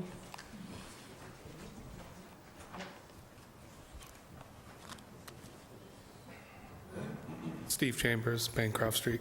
Dr. Menard, can you explain, will they get an additional address with an accessory dwelling, whereas a multifamily has multiple addresses? Is that, can you apply for a separate address with an accessory dwelling unit? Yes, thank you. We have discussed that internally several times regarding addressing. We've talked to the building commissioner and the assessor's office, and they will have a separate address. It'll be something like 104 Central Street-1 or 104 Central Street-2. So each unit will have a separate address. So what's the definition between multifamily and accessory dwelling at that point, except for size? That's really what's going to pertain to is size, the no deed restrictions, how it's permitted. Duplex still needs a special permit through the ZBA. An accessory apartment doesn't. Duplexes tend to look a lot different than what an accessory apartment will look like. They may seem like they're similar, but there are specific differences in how they're built and what's allowed per an accessory apartment. And if this passes, if this doesn't pass, we'll just have to follow on what the state requires, and the state allows them by right as is. So we're just trying to limit the scope of what an accessory apartment is. Where duplex is a full two houses, full. So if a new house was to be built, could a accessory dwelling be part of that initial phase? And then how do you determine that it's not a multifamily there? Is it the only restriction is one has to be 50% bigger than the other? That's one of the main restrictions, yes. Thank you.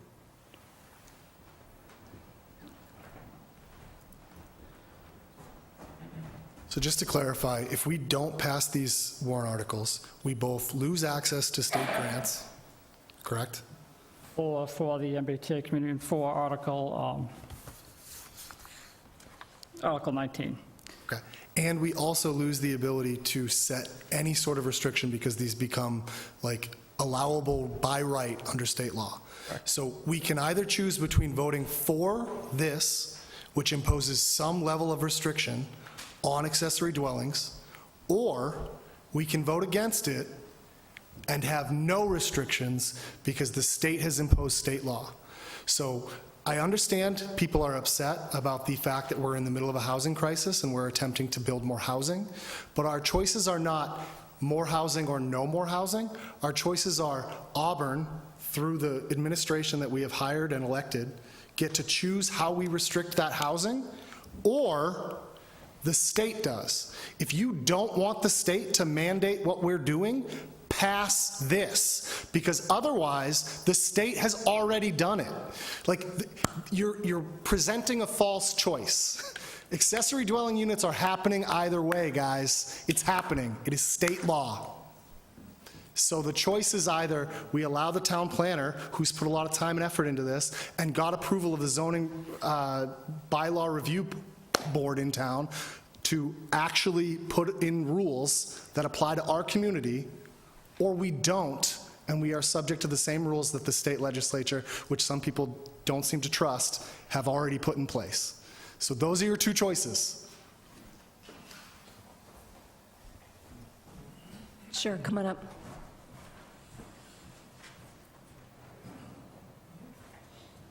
Hi, Robert Tatro again. So, to be clear, we do have a couple of different housing things that we should be talking about, okay? So we do have the tiny homes that we passed, what was that, a couple of years back, was that, tiny homes? Where they could bring a prefab type unit, pull it into your property and plug it in, okay? So we already have those. These are accessory dwelling units, which we refer to as simply an addition.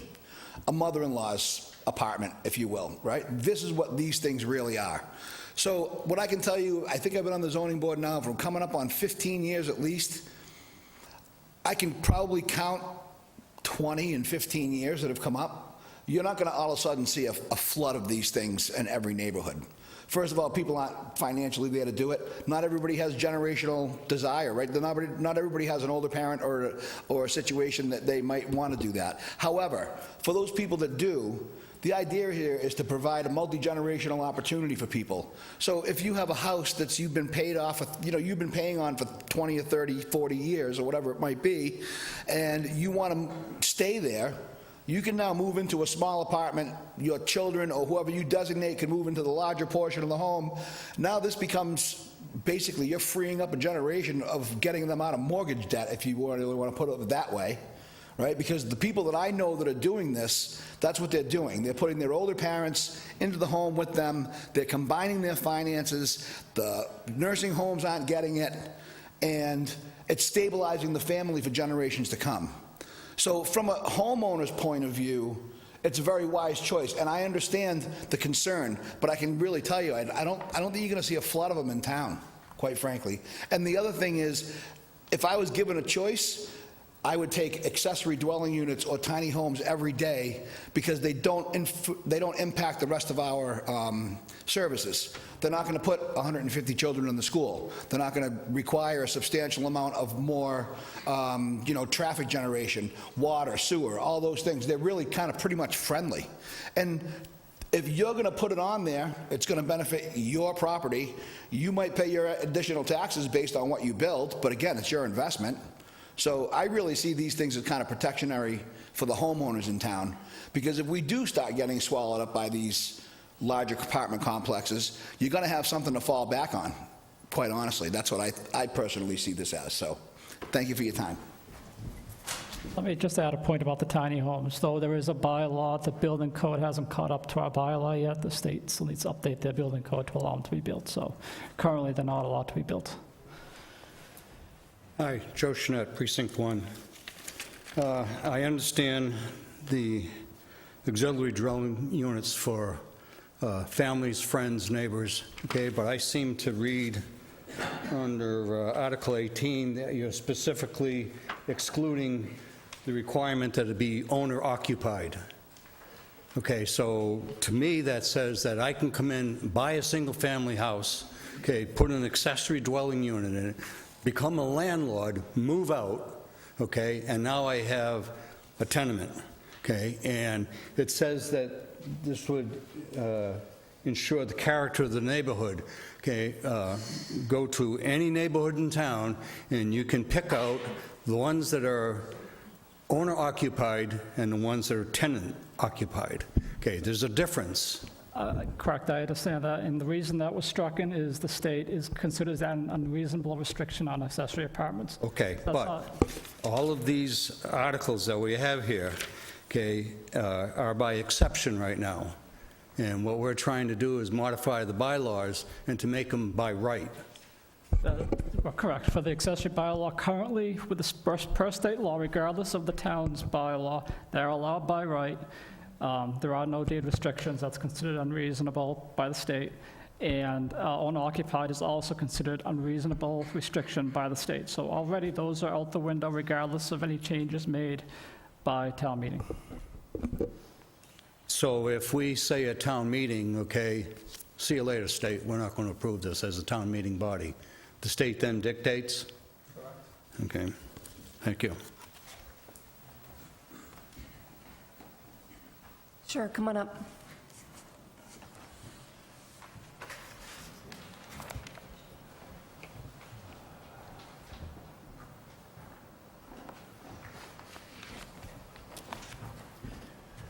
Yeah, these changes like the gentleman said, what this does is, this allows, I think the saying is proper, the cat gets his nose under the door. This is what happens when you sell the property. Suddenly you become a landlord. Also, who's watching to see who's actually living in these accessory apartments? As far as the penalty from the state, how much money do we lose? Can you give me a figure? How much money do we lose? Is it substantial? Because what I heard is it doesn't seem to be that substantial. Also, 40B tells the state we have to do what the state says under 40B. This almost seems like it's a sub-40B type of legislation where it's saying, yeah, we're gonna, you should pass this because we're still in charge and we're going to force you to do this. Well, if the state mandates it, why does town meeting get to vote on it? That's what you have to ask yourself, okay? So I can see the moderator saying, all those in favor, and by the way, you can only vote yes on this one. That doesn't make any sense. You can vote no, and you can take the consequences, and you have to take a stand like Mr. Tatro is doing with the building moratorium. You've got to take a stand. On the one hand, he wants a building moratorium and wants to fly in the face of state law, but on the other hand, all these minor zoning changes, they're okay. Let's go with that. I disagree. Just add one thing regarding the accessory dwelling. If the town doesn't pass if the town denies this and we stick with what the state says, it is possible that the state will release new guidelines, and suddenly you can build them on a duplex, or you can build them on multifamily. You can have multiple accessory units on beyond a single family, beyond the limited scope we're trying to set out. So we don't know if the state's going to do that, but it is possible that it could be a bit more broader reach by what the regulations currently say. Any more questions? Okay, moving on. Article 22 is being postponed to a later date. Article 23 is being presented by Dr. Adam Menard and Darlene Coyle, the Director of DDIS. Thank you. So Article 23 is for a request for $6,618, and this is for regional housing coordinator services. Back in 2023, Central Mass Regional Planning Commission had contacted the town and other Central Mass communities and wanted to explore some options regarding having the services available for the town for a regional coordinator. Many meetings and discussions were had, and there were 5 towns that had interest in it. So 5 towns had agreed to move forward with a scope of a regional person that would provide services, which came out to be 4 hours per week, a little less than 20 hours per month, so 16 hours per month, to provide somebody that would support each of the 5 towns to help with overall housing. So anything that had to do with housing issues, housing production plan. The town had some assistance on the housing production plan, and our 40B. This is obviously something that is important and being looked at with several towns getting 40B applications. In taking a look at what the state has for resources. Are there grants out there? Are there opportunities to create bylaws that would help assist the towns? The subsidized housing inventory, we call it SHI, looking at that number and figuring out how to get housing availability for towns that make sense in areas that towns identify. So back in 2023, they had approached us We agreed to go on board. The first year was free of those services, and then last year, we had gone to town meeting for an appropriation of about $16,700. We were able to secure that. Town meeting voted to approve that, and we were able to enter into an agreement with Central Mass Regional Housing Planning Commission, and we had a person. That person provided support for us for approximately about 6 months, and unfortunately, they left the position in December. That's just this past December. So in that time, they attended select board meetings, they attended some of our internal committee meetings, zoning bylaw review committee, and they brought ideas that were within Central Mass. When that person left the position, they have had, CMRPC has had some trouble filling the position. So what they have offered to us, since we haven't had anybody since basically December, the appropriation for the new fiscal year for FY26 is just about a little over $17,000, $17,472. Because we haven't had the advantage of having somebody in that position, we are able to use the money that we have already paid to CMRPC and be able to use that towards the next fiscal year. So the amount that we're asking is the offset for what we've already paid, and to be able to use it going forward. The advantage to having this person is it gives us eyes and ears for what's happening in Central Mass in other communities.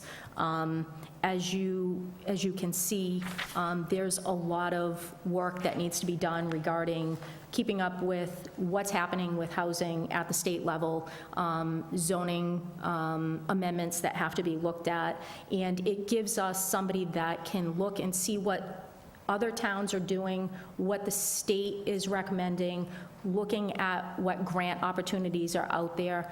This person gives us like a little bit of help to be able to tackle those challenges and be able to help us find and how to create housing that makes sense. Because obviously you see it on the news, you see it in the discussions, you see it here at our warrant articles. Housing is a big challenge for everybody, and to find more housing, to place it appropriately, and to be able to keep up with what the state requirements are, to be able to look and see if there's grant money available. That is the reason for this position. So we don't, we understand having a whole position for that would be a lot. So that's why this is for a regional position for, again, 16 hours a month. So I'm happy to answer any questions with Dr. Menard. Does anyone have any questions? Okay. The next one is Article 24. It's sponsored by Seth Woolard, the Director of Assessing. The Assessor's Office is requesting to appropriate $25,000 from the overlay surplus for assessor revaluation, and as it regards to interim updates for fiscal '26, training and support, and services or act anything relative thereto. Does anyone have any questions? Okay.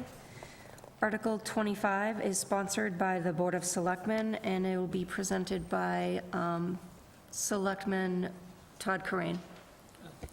Before I begin, I just want to acknowledge the other board members who are here, Ann Kavanaugh, Dan Carpenter, and Steve Chambers. Feel free to jump in if I miss anything or misstate anything. This warrant article is to establish a 180-day moratorium on any multifamily building permit issuances.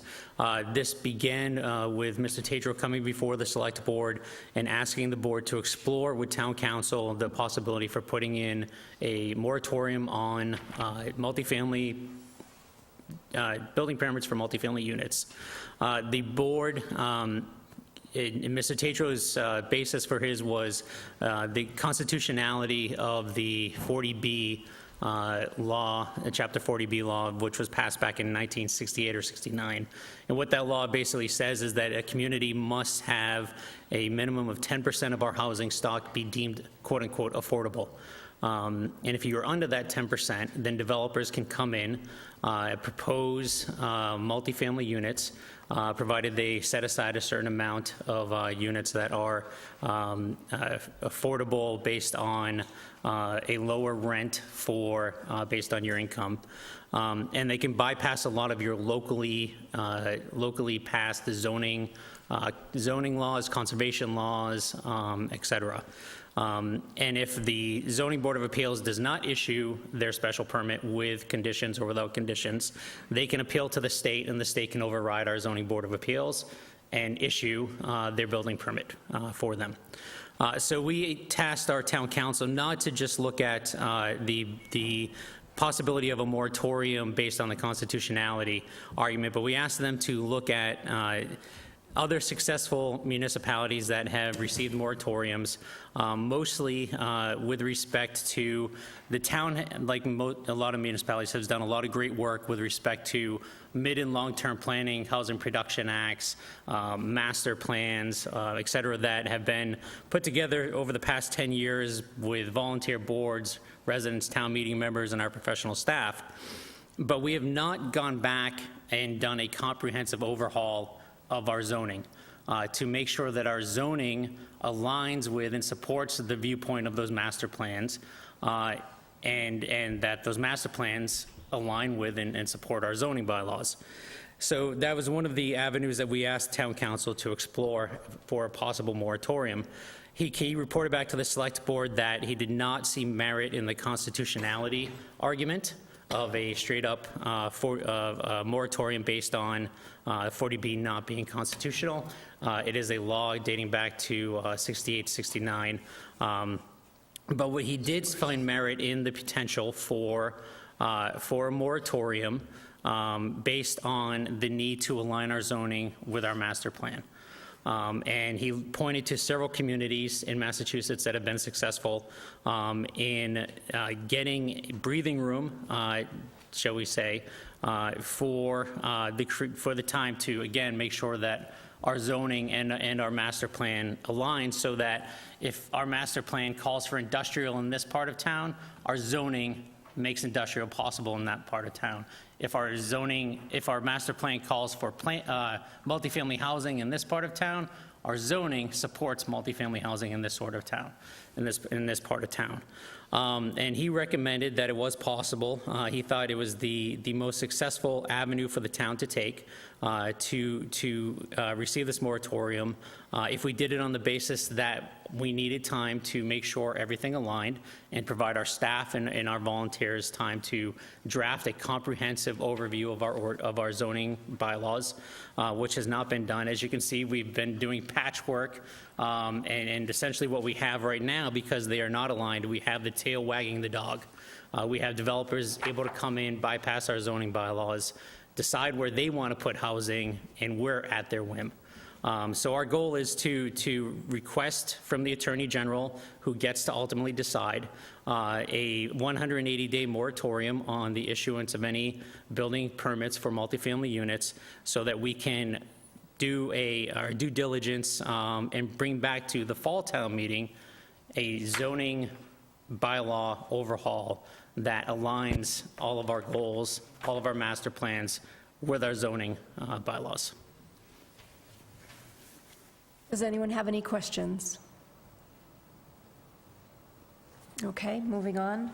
Article 26, 27, 28, 29 will be presented by the Assistant DPW Director, Nick Schwartz. Good evening. I'm going to do each of these individually because they're all sort of separate issues, and I'll take questions on each one as we go, if that's all right. So Article 26, to see if the town meeting will vote to appropriate $250,000 from sewer retained earnings to conduct an asset management plan. So this is, we became aware of a grant opportunity through the State Revolving Fund that offers grant funding for sewer asset management planning, up to a $250,000 project cost. They will provide a 60% grant. So we engaged with an engineering firm last summer and put together a proposal that we submitted to SRF in July. The draft intended use plans came out in January, and the town's asset management plan was accepted for SRF grant funding. So the way the grant is sort of structured, the sewer department has to appropriate the full amount of the project, but then once the project is completed, then SRF will reimburse for 60% of the asset management plan. And what this plan does is it's going to allow us to inventory all of our sewer assets and do a lot of long-term planning, capital planning. We're going to look at all of our buried infrastructure, our pump stations, the age, the lifespan, do criticality, risk analysis, and come up with sort of a long-term plan on how we're going to upgrade some of the most needy assets. And that'll help inform the Board of Sewer Commissioners as we look at our budgets going forward and try to more effectively affect the sewer rates. Does anyone have any questions? Okay. So the next article, Article 27, to see if the town meeting will vote to appropriate $150,000 from sewer retained earnings for sewer easement access improvements. This is mostly tied to a project that we're working on. We did a sewer system evaluation survey where we surveyed 10% of our most high-risk area in town based off of an infiltration inflow survey that was done several years back. The results of that survey generated a list of recommendations, the highest priority of which is the rehabilitation of the 24-inch concrete gravity sewer that runs off-road from Goddard Drive through the woods, through a cleared easement, and towards Route 20. So this is about $1.5 million project. We submitted that to SRF for SRF loan funding, and that was not approved. It just didn't make the cutoff. There's a lot of projects that are applied for each year, and basically they rank each project and they kind of cut it off at a certain point. And it was sort of a top-heavy ranking this year, it seemed. So we're pretty far down the list. We don't expect if we were to reapply, we would get SRF loans. So we're looking at how to more cost-effectively do this project and have the least impact to sewer ratepayers, or as much so as possible. So one thing that we're looking at doing is there's an easement access portion of this project because it runs off-road. Some of the parts of this sewer are very difficult to get to, and it's going to be a challenge for the contractor to get their equipment in. So we need to improve access into these woods, essentially. So we're looking to cleave off that part of the project and do some of that work internally or bid it out to a local contractor to do that prior to putting the full lining project out to bid. So this money would hopefully cover at least most of that cost. Does anyone have any questions? Okay, Article 28. Article 28, okay. So this is to see if the town meeting will vote to accept changes to the drainage easement along the private portion of Commonwealth Ave and on 5 Commonwealth Ave, as shown on a plan prepared by Land Planning. So this is an existing drainage easement that's on 5 Commonwealth Ave. So based on the available records we have, the easement does not encompass the existing town-owned drainage pipes. For whatever reason, whenever it was done back in the 70s, it didn't match up. So this article changes the easement. It released some of the unused portions, where there is no drainage infrastructure located and expands other portions to the, on the property and within the private right-of-way to allow the town full legal access to the drainage pipes, essentially cleaning up the situation that we seem to have over there. Does anyone have any questions? Okay, on to Article 29.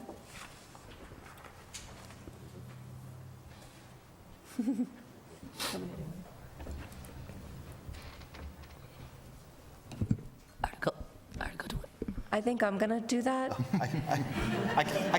Just wondering if you guys, should we watch? No. Sorry, Joanna. You got to start. You got it? Okay. Article 29 is to see if the town meeting will vote to appropriate $210,000 from cable retained earnings to cover unforeseen cost overruns due to rising construction material costs, asbestos remediation, and oil tank removal at Camp Gleason. So this is an ongoing project I'm sure many people are familiar with. There was a number of unforeseen costs that were run into as part of this project. Essentially, the amount that we are requesting at this time is what we're expecting to need through the remainder of the project. Do we have any questions? Seeing none, Article 30 is sponsored by the Board of Selectmen, and to discuss it is Selectman Todd Corain. Thank you. So when it comes to property tax, there's a series of state laws that allow a municipality to offer tax abatements or reductions in your property tax for different classes, including seniors, blind individuals, businesses, veterans, et cetera.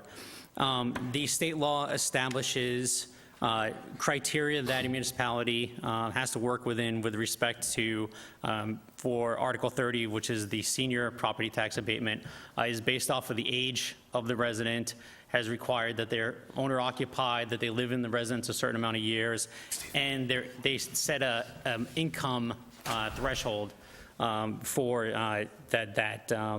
their income, not including the value of the house or their car, has to be below a certain limit. And as board members were discussing each year with our tax classification hearings, as well as meeting and talking with residents, we continuously heard that that although this is a great program and there are individuals in the town of Auburn that take advantage of it, while the state was very good at setting this up, and the state has not been good about changing the law and increasing those income levels as time goes on. So the last time that those income levels were changed were many years ago. They don't factor in regular cost of living increases that go on. So what we are asking is for town meetings permission for home rule petition that would allow the town of Auburn to take several actions with respect to the senior property tax abatement to increase the amount of our, the numbers of our population who are elderly residents to qualify for this tax abatement program. And what this does is it will increase the income level. It will tie it to the cost of living increases. It will also allow for those residences where they live in the home with their adult child to be qualified as well. So basically, the town can't do it on our own. So provided town meeting adopts this, we then have to file legislation with the state, and the state legislature has to agree to give Auburn this special permission. And then the governor signs it, and then we're able to offer those additional tax benefits.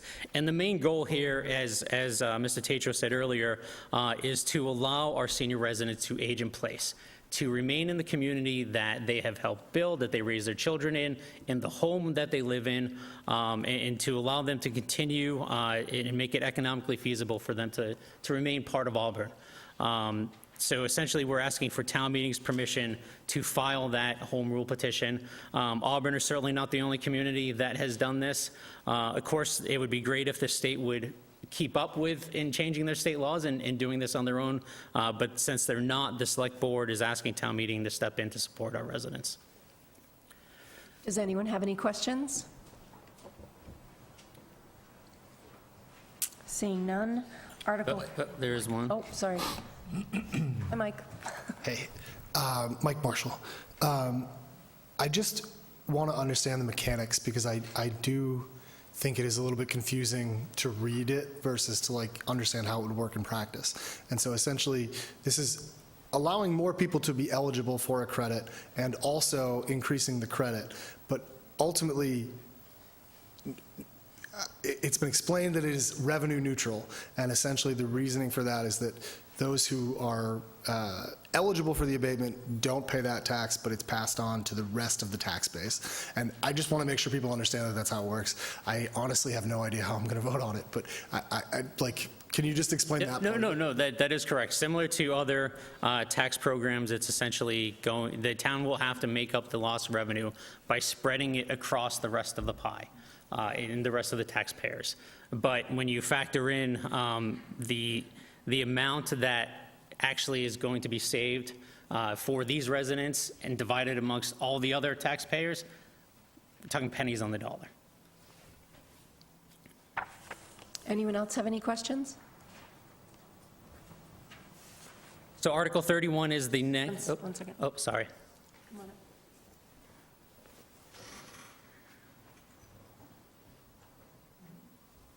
Come on up.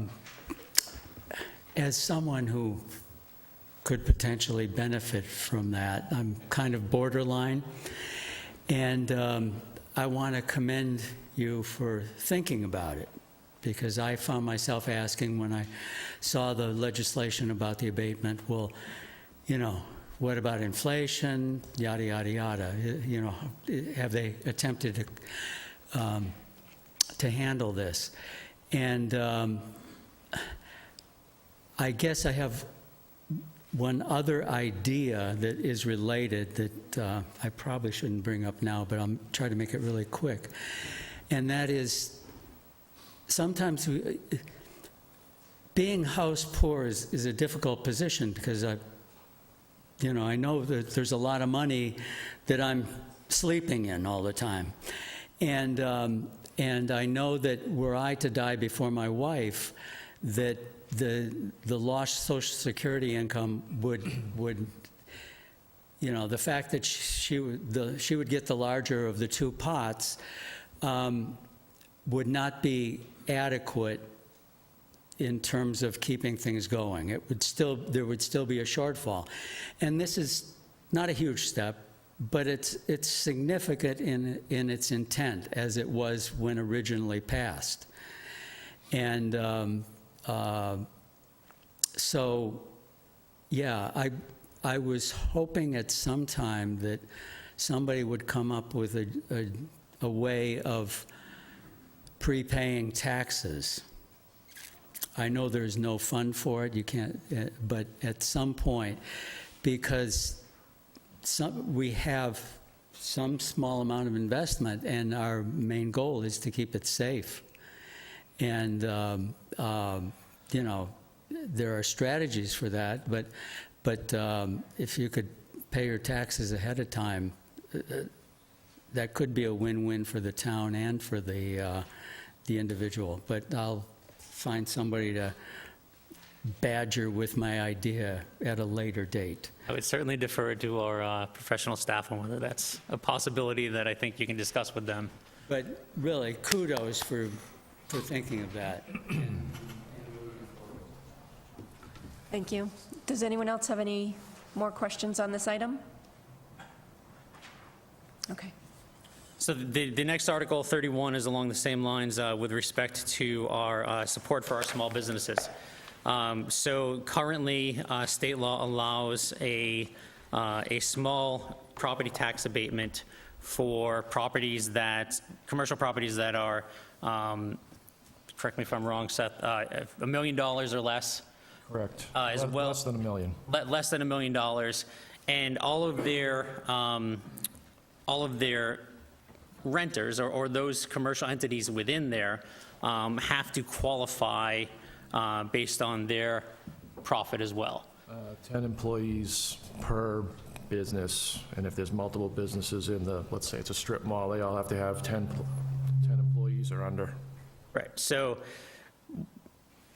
when we looked at, and when we talked to the Chamber of Commerce, who comes in every year to talk about taxes with the Select Board, and talked with residents who wanted to see more small businesses come in, small businesses themselves, 10 employees is a really small amount. So during COVID time, when the federal government was identifying, even the state government was identifying small employees, small businesses, it was 50 employees or more, or less.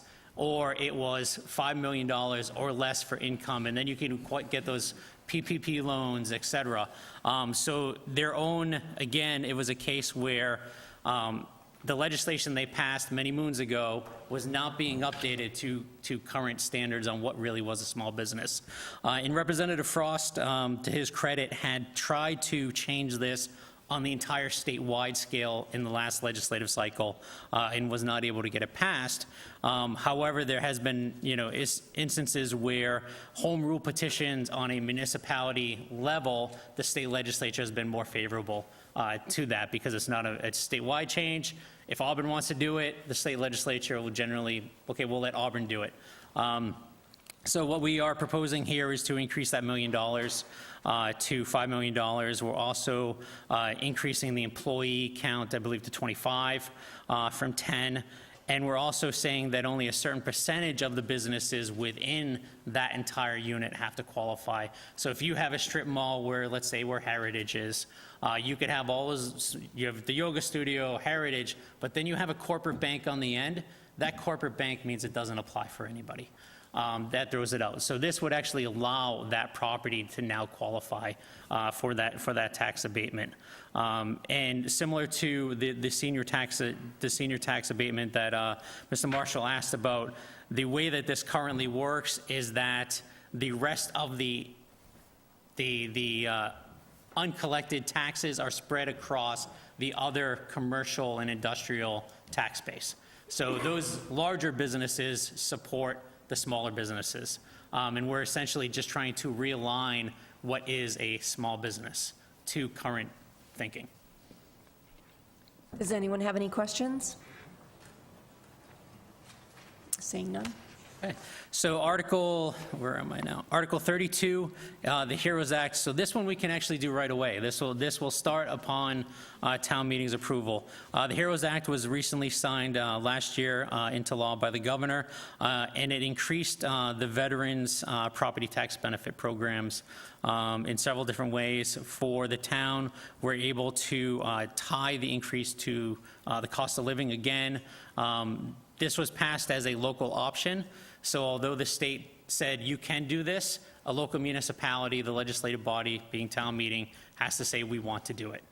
So we're asking town meeting to adopt the two provisions of the HEROES Act that would apply to Auburn that would increase the tax benefit, property tax benefit for our veterans. Does anyone have any questions? Please.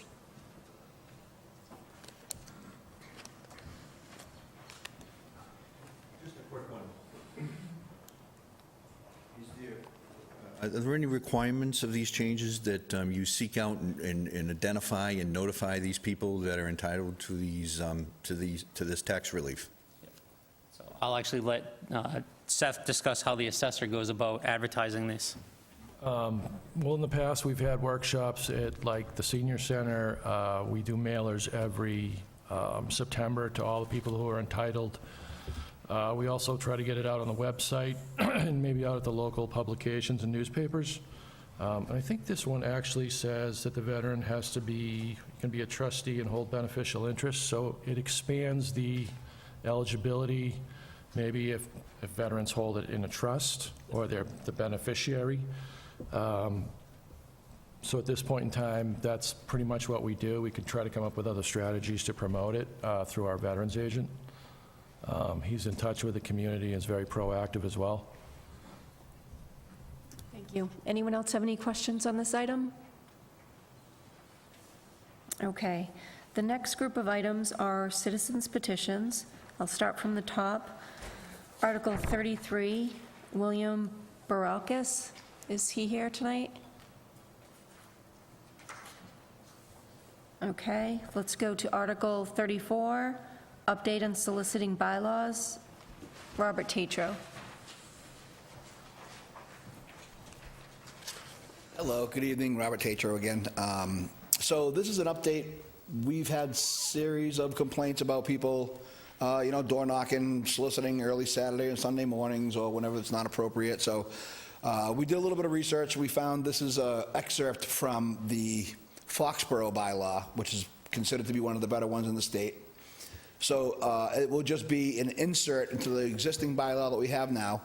What we're going to do is you're going to have a spot on the homepage, whether it be the Auburn Guide or wherever they designate it. You'll be able to go in, fill out a simple form, name, address, do not solicit.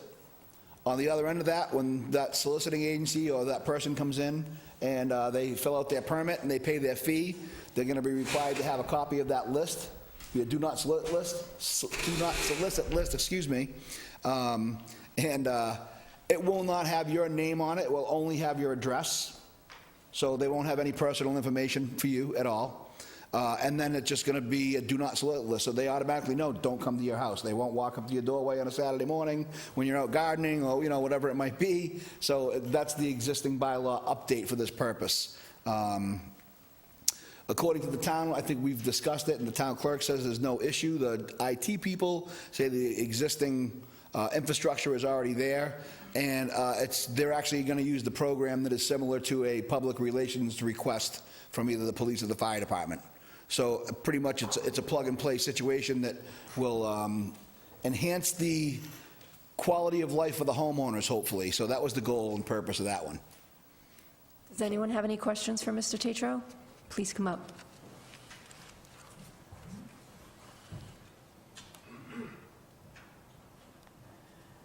Ellen Ethia, Precinct 5.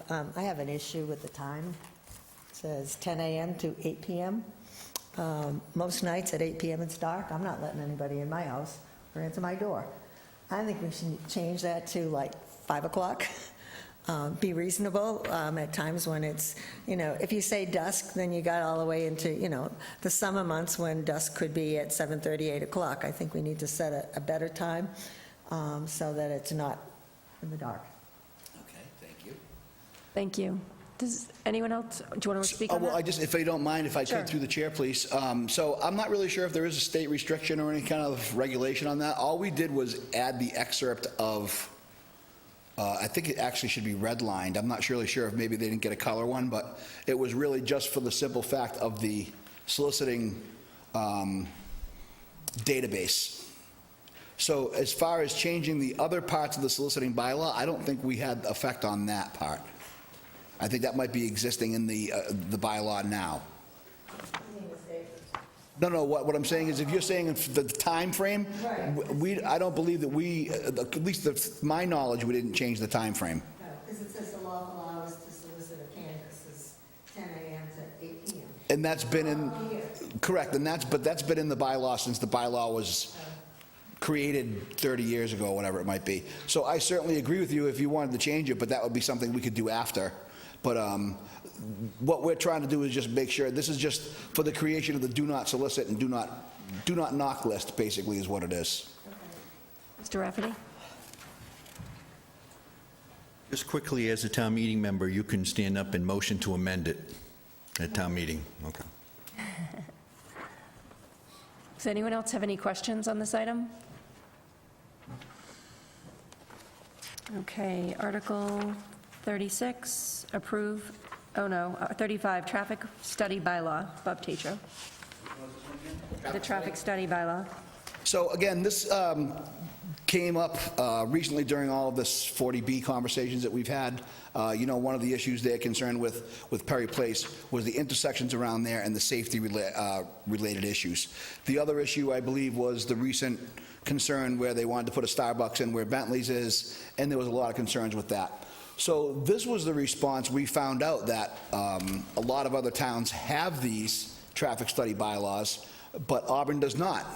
So it was brought to our attention from a person that actually conducts traffic studies that said, if you had one, we would have different regulations. So again, this is in response to not having one. With all of these larger projects coming in, my concern is being able to protect the integrity of the neighborhoods. Okay, that's really the most important thing. Especially as you see now, they're loading equipment down here, they're parking it along Route 12 on Salisbury Street, they're digging up, they're getting ready to expand the pike, all of those things. So this is going to protect our neighborhoods by expanding and establishing a perimeter of where they should be studying. So we didn't have anything like that before. As a matter of fact, Selectman Corain and I believe Selectman Carpenter have actually already discussed strengthening it and making it a little bit wider than what I kind of recommended. So hopefully you will pass that, and if you do, then they may recommend sending it right back to the Zoning Board Review Committee and making it a little bit stronger based on their recommendations as well. So again, this is something to protect the homeowners and the integrity in the neighborhoods. So thank you. Does anyone have any questions? Okay, seeing none. The next one is Bob Tatro again, approve televised recordings. Okay, so televised recordings. We only have 2 departments currently that do not record their meetings. And what it basically says in our bylaw is each board can make its own decision. My idea is to remove that. We want to be able to have full transparency with everyone. I want to be able to see it in my house. I don't have time to go down and get minutes for a meeting and review what they had to say. It's the water department and the sewer department that are the only ones that are left. So I am proposing that we just change that simple wording in the bylaw to make it everyone shall, and then they have to have the meetings recorded for public access and ease of information. That's really about it.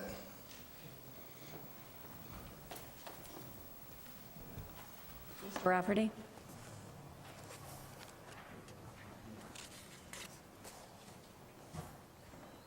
As you know, I'm all in favor of transparency. I love open meeting law. The problem is the Auburn Water Department is not a town department, so I'm not sure how you can enforce that on those folks. Certainly can impose it on the sewer, and I guess we might have someone from the sewer department. I was wondering how he felt about this. But once again, I'm not sure how you can impose it on them. Certainly, through the chair to Mr. Tatro, you had an opportunity to pressure the Auburn Board, or the Auburn Water Department, to comply with this. Recently, someone wanted to put a transmitter towers, cell phone transmitter towers, on some of their property, and they're going to get revenue from it. You certainly could have negotiated with them that in exchange for having public access and video recordings of their meetings, that contingent upon you giving them the right to put these cell towers, these transmitter towers on their property, because as you know, you had to give them some exemptions to existing bylaws for them to do that. But instead, you approved it and you gave it to them, and I think you unfortunately gave away some negotiating power. Ann, come on up.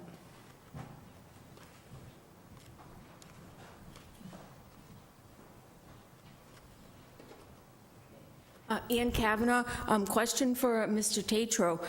The article references Auburn Water District, which is an independent board, so I'm not sure, referring to what Mr. Rafferty said, I'm not sure how the town can compel them to televise. What about the other water district in town, the Elm Hill Water District? Can we compel them also, or does this article even address it? Thank you. So if I may, please, through the chair? Of course. So I'll address the first thing first, I guess. I can't negotiate for the water department to do something unusual with a permit request for a cell tower on their property. I can't say, oh, well, I'll grant you the permit if you'd be willing to put your meetings on TV. That's just completely out of the scope and responsibility of the Zoning Board of Appeals. My concerns here is the fact that they are an elected board. They service the community. This was something that created in, 1967, same time this 40B law that we talk about. And we're finding out now that very specifically that these laws from this time do not apply well now, and they're all being rewritten. So the water department is nothing unique to that time frame. They created a little fiefdom down there, and we have no control over it as taxpayers or as citizens. So yes, the Attorney General, quite frankly, could come back and say, I'm not even going to read this, I'm not even interested in it, you have no authority over it. But we'll never know until we ask. And that's the whole point. This isn't going to cost us anything. And matter of fact, they might say you can't compel them to televise the meetings, and that could be certainly true too. They could also say, yes, you can compel them to do the meetings, but the town doesn't have to pay for it. So at which time they might say, okay, you're going to open up your own YouTube channel and you're going to put a camera in your room. There's a million other possibilities that could happen. This is just a probe. I think none of us are completely unaware of the numerous complaints that we've had regarding the transparency of the water department, the quality of the water allegedly in town, which I don't particularly think that is true, but it's just the point of that. I am aware of the fact that they've had contaminations in certain wells because of the non-compliance of the Mass Pike, not their fault. And there's other violations that we are aware of that I don't need to bring up in public here. I'm not trying to besmirch anybody, that we've had transparency issues before. So it's quite simple, that's it. I mean, you know, I want to know how my money's being spent. I want to know how my money's being used. We elect them and we pay them to give us a service. Put it on TV so we can watch you. It's simple as that. So again, it won't cost us anything to send it to the Attorney General, and she could quite frankly say no. So, but we have to probe somewhere and find out and begin with something. So, there you go. Does anyone else have any other questions? Okay, moving on. Article 37 was postponed into a later date.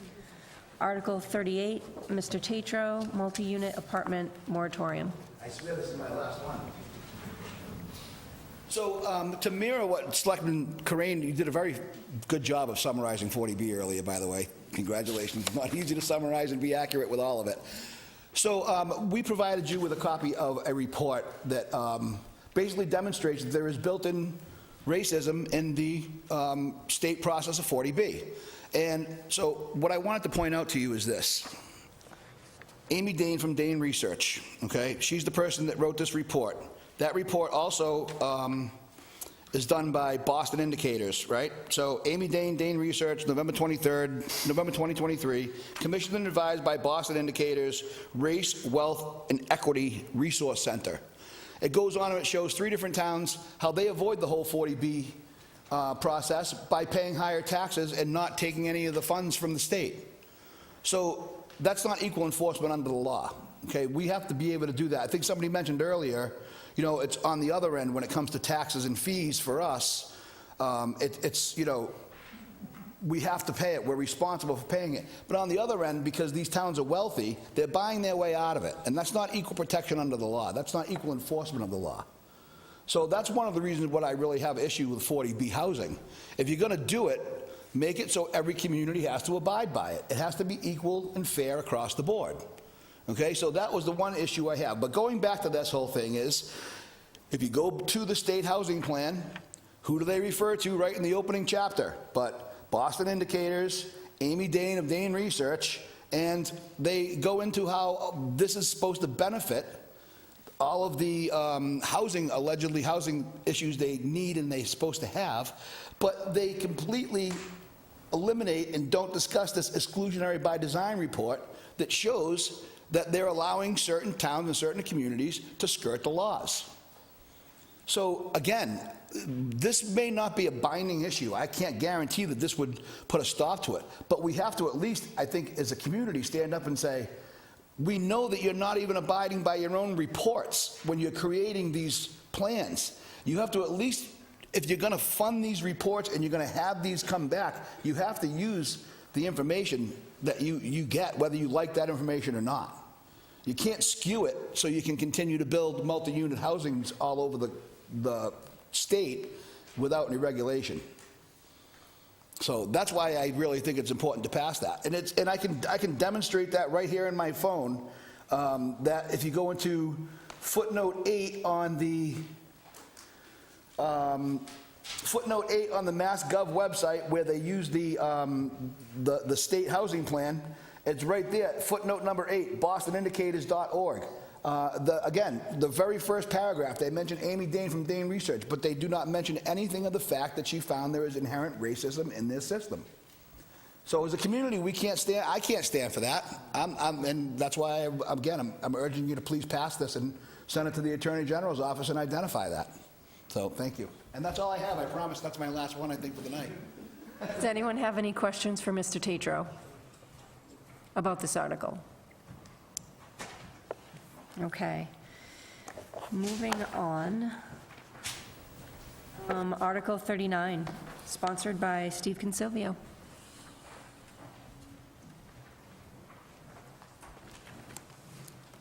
I'm going to steal a line from Bob, but laws do not apply well to this time, is how he put it. And I think we've got 4 articles tonight on property tax, which is on top of property 2.5. So I think we have a problem with how we raise revenue, and it's an old problem. And the solutions for the property tax abatements are all based on income tax or income wherewithal. So the question becomes, why wouldn't we just tax based on income tax straight through, from the town level to the state level and obviously to the federal level? Like, why do we have 3 different taxes? We're basically taking the money out of the same pockets. People have the same profile. If you're house poor, because you bought a house 40 years ago, like it doesn't make sense to be taxing somebody based on an assessed rate, which is not liquid.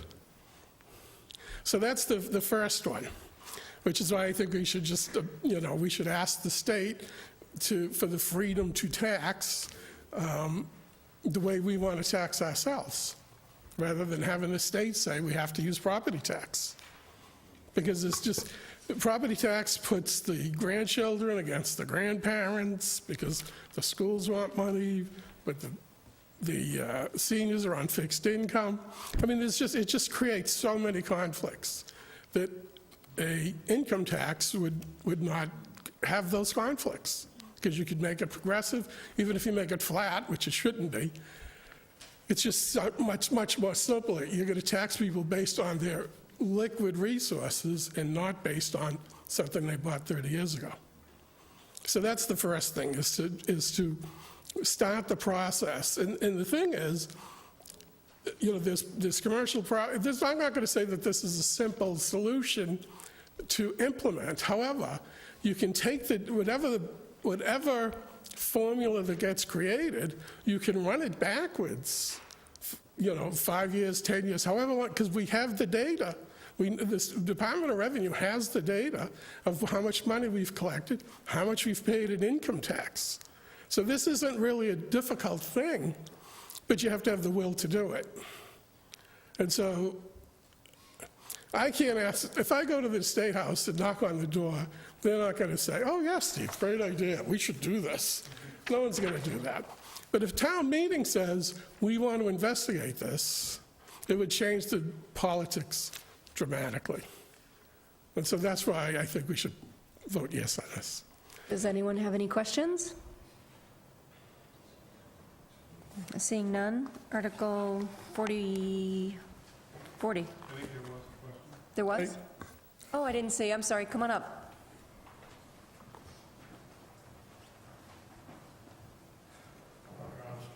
Precinct 1, why can't we do the study before you go to the state?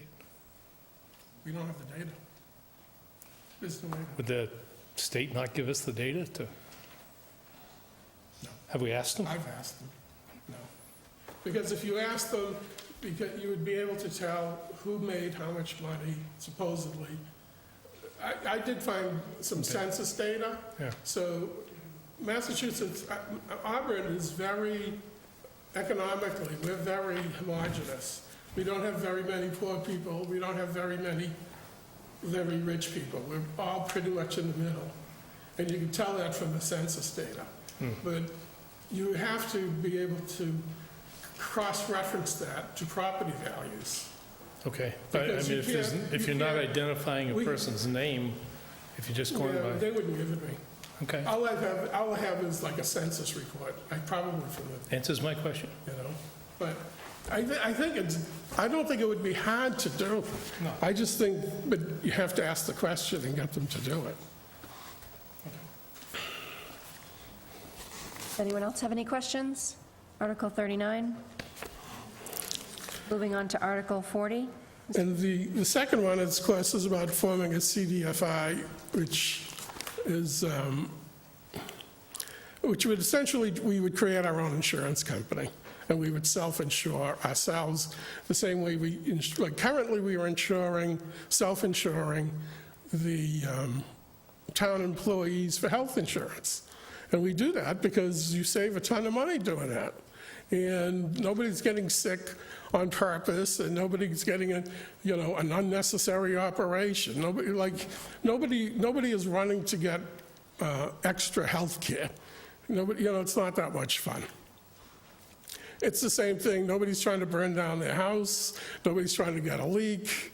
You're just trying to protect yourself and repair the damages and go on to the next step in your life. The insurance companies obviously are having a lot of problems because people are building too many houses next to the ocean and because of the forest fires and all the other stuff. But generically, we don't have a lot of, besides a snow load with rain on top of it, in a miraculous hurricane or earthquake, we're not really in any kind of a high-risk zone. We're paying for everybody else's high risk. So if we self-insure ourselves, and it's going to be local people picking up the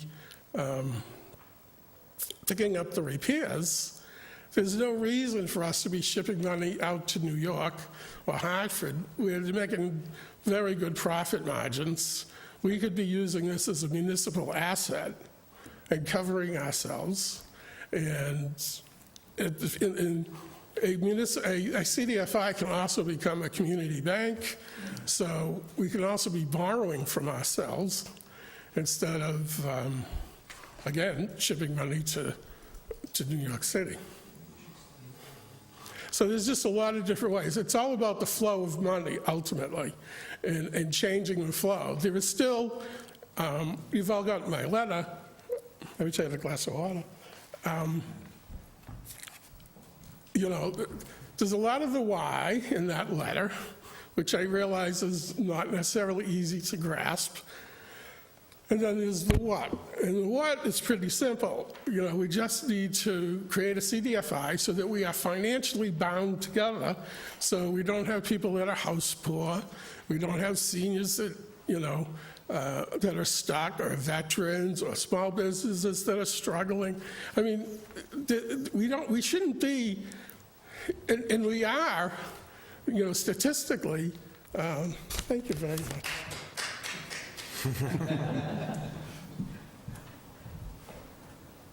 I definitely needed that. Financially, we're all pretty similar. So we're all going through the same things. Car repairs are too much, insurance bills are too much, taxes are too much.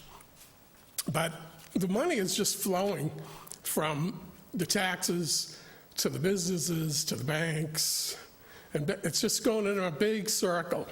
And as we keep adding our percentages, 2.5% increase in taxes, 2.5% raises, 6% in insurance rates, we're just chasing the same snowball down the hill.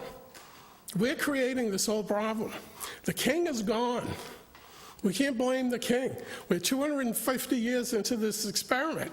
Something is totally out of whack when you have a $34 trillion deficit. The federal government, God bless them, have no idea what they're doing. They really don't.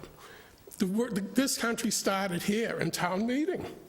If we change, the next town will change, the next town will change, the state will change, the government will change. But it has to start here. It's not going to start anywhere else. It really isn't. I've studied too much history. I just don't see any other way we can make a change. If I had $1 billion, I couldn't change the world. This group of people can change the world.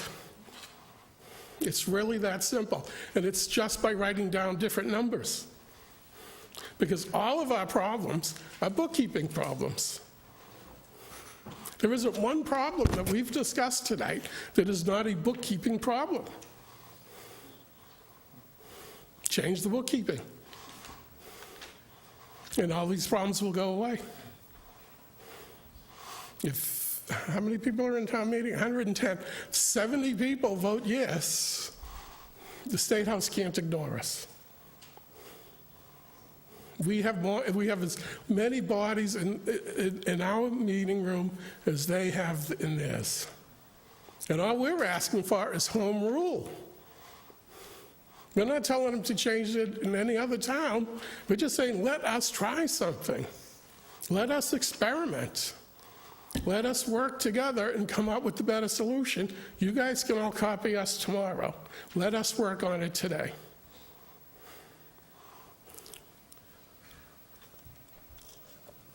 Anyway, any questions? Does anyone have any questions? Okay, thank you so much. Thank you.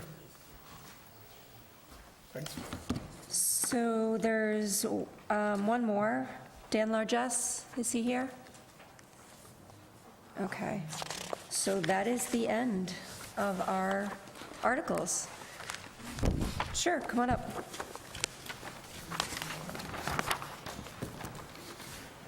Madam Chair, would it be inappropriate to ask a question on an earlier warrant article that I forgot to ask? No, sure, go ahead. Thank you. You're so gracious. Article 7. This is the one where the town can acquire and through tax title foreclosure proceedings and basically if people are behind in their taxes, the town can sell the property and reclaim the taxes.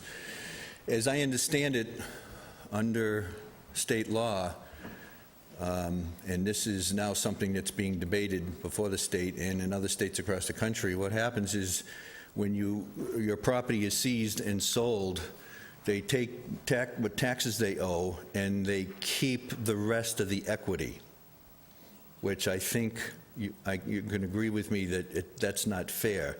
But I think it's now being considered, am I correct that it's being considered right now to change that law?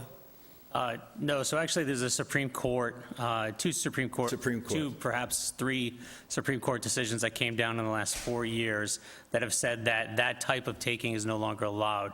You're allowed to take it, you're allowed to sell it, you're allowed to recoup your unearned taxes, and then the rest of the profit has to go back to whoever owned the property. And so the town of Auburn will abide by that decision?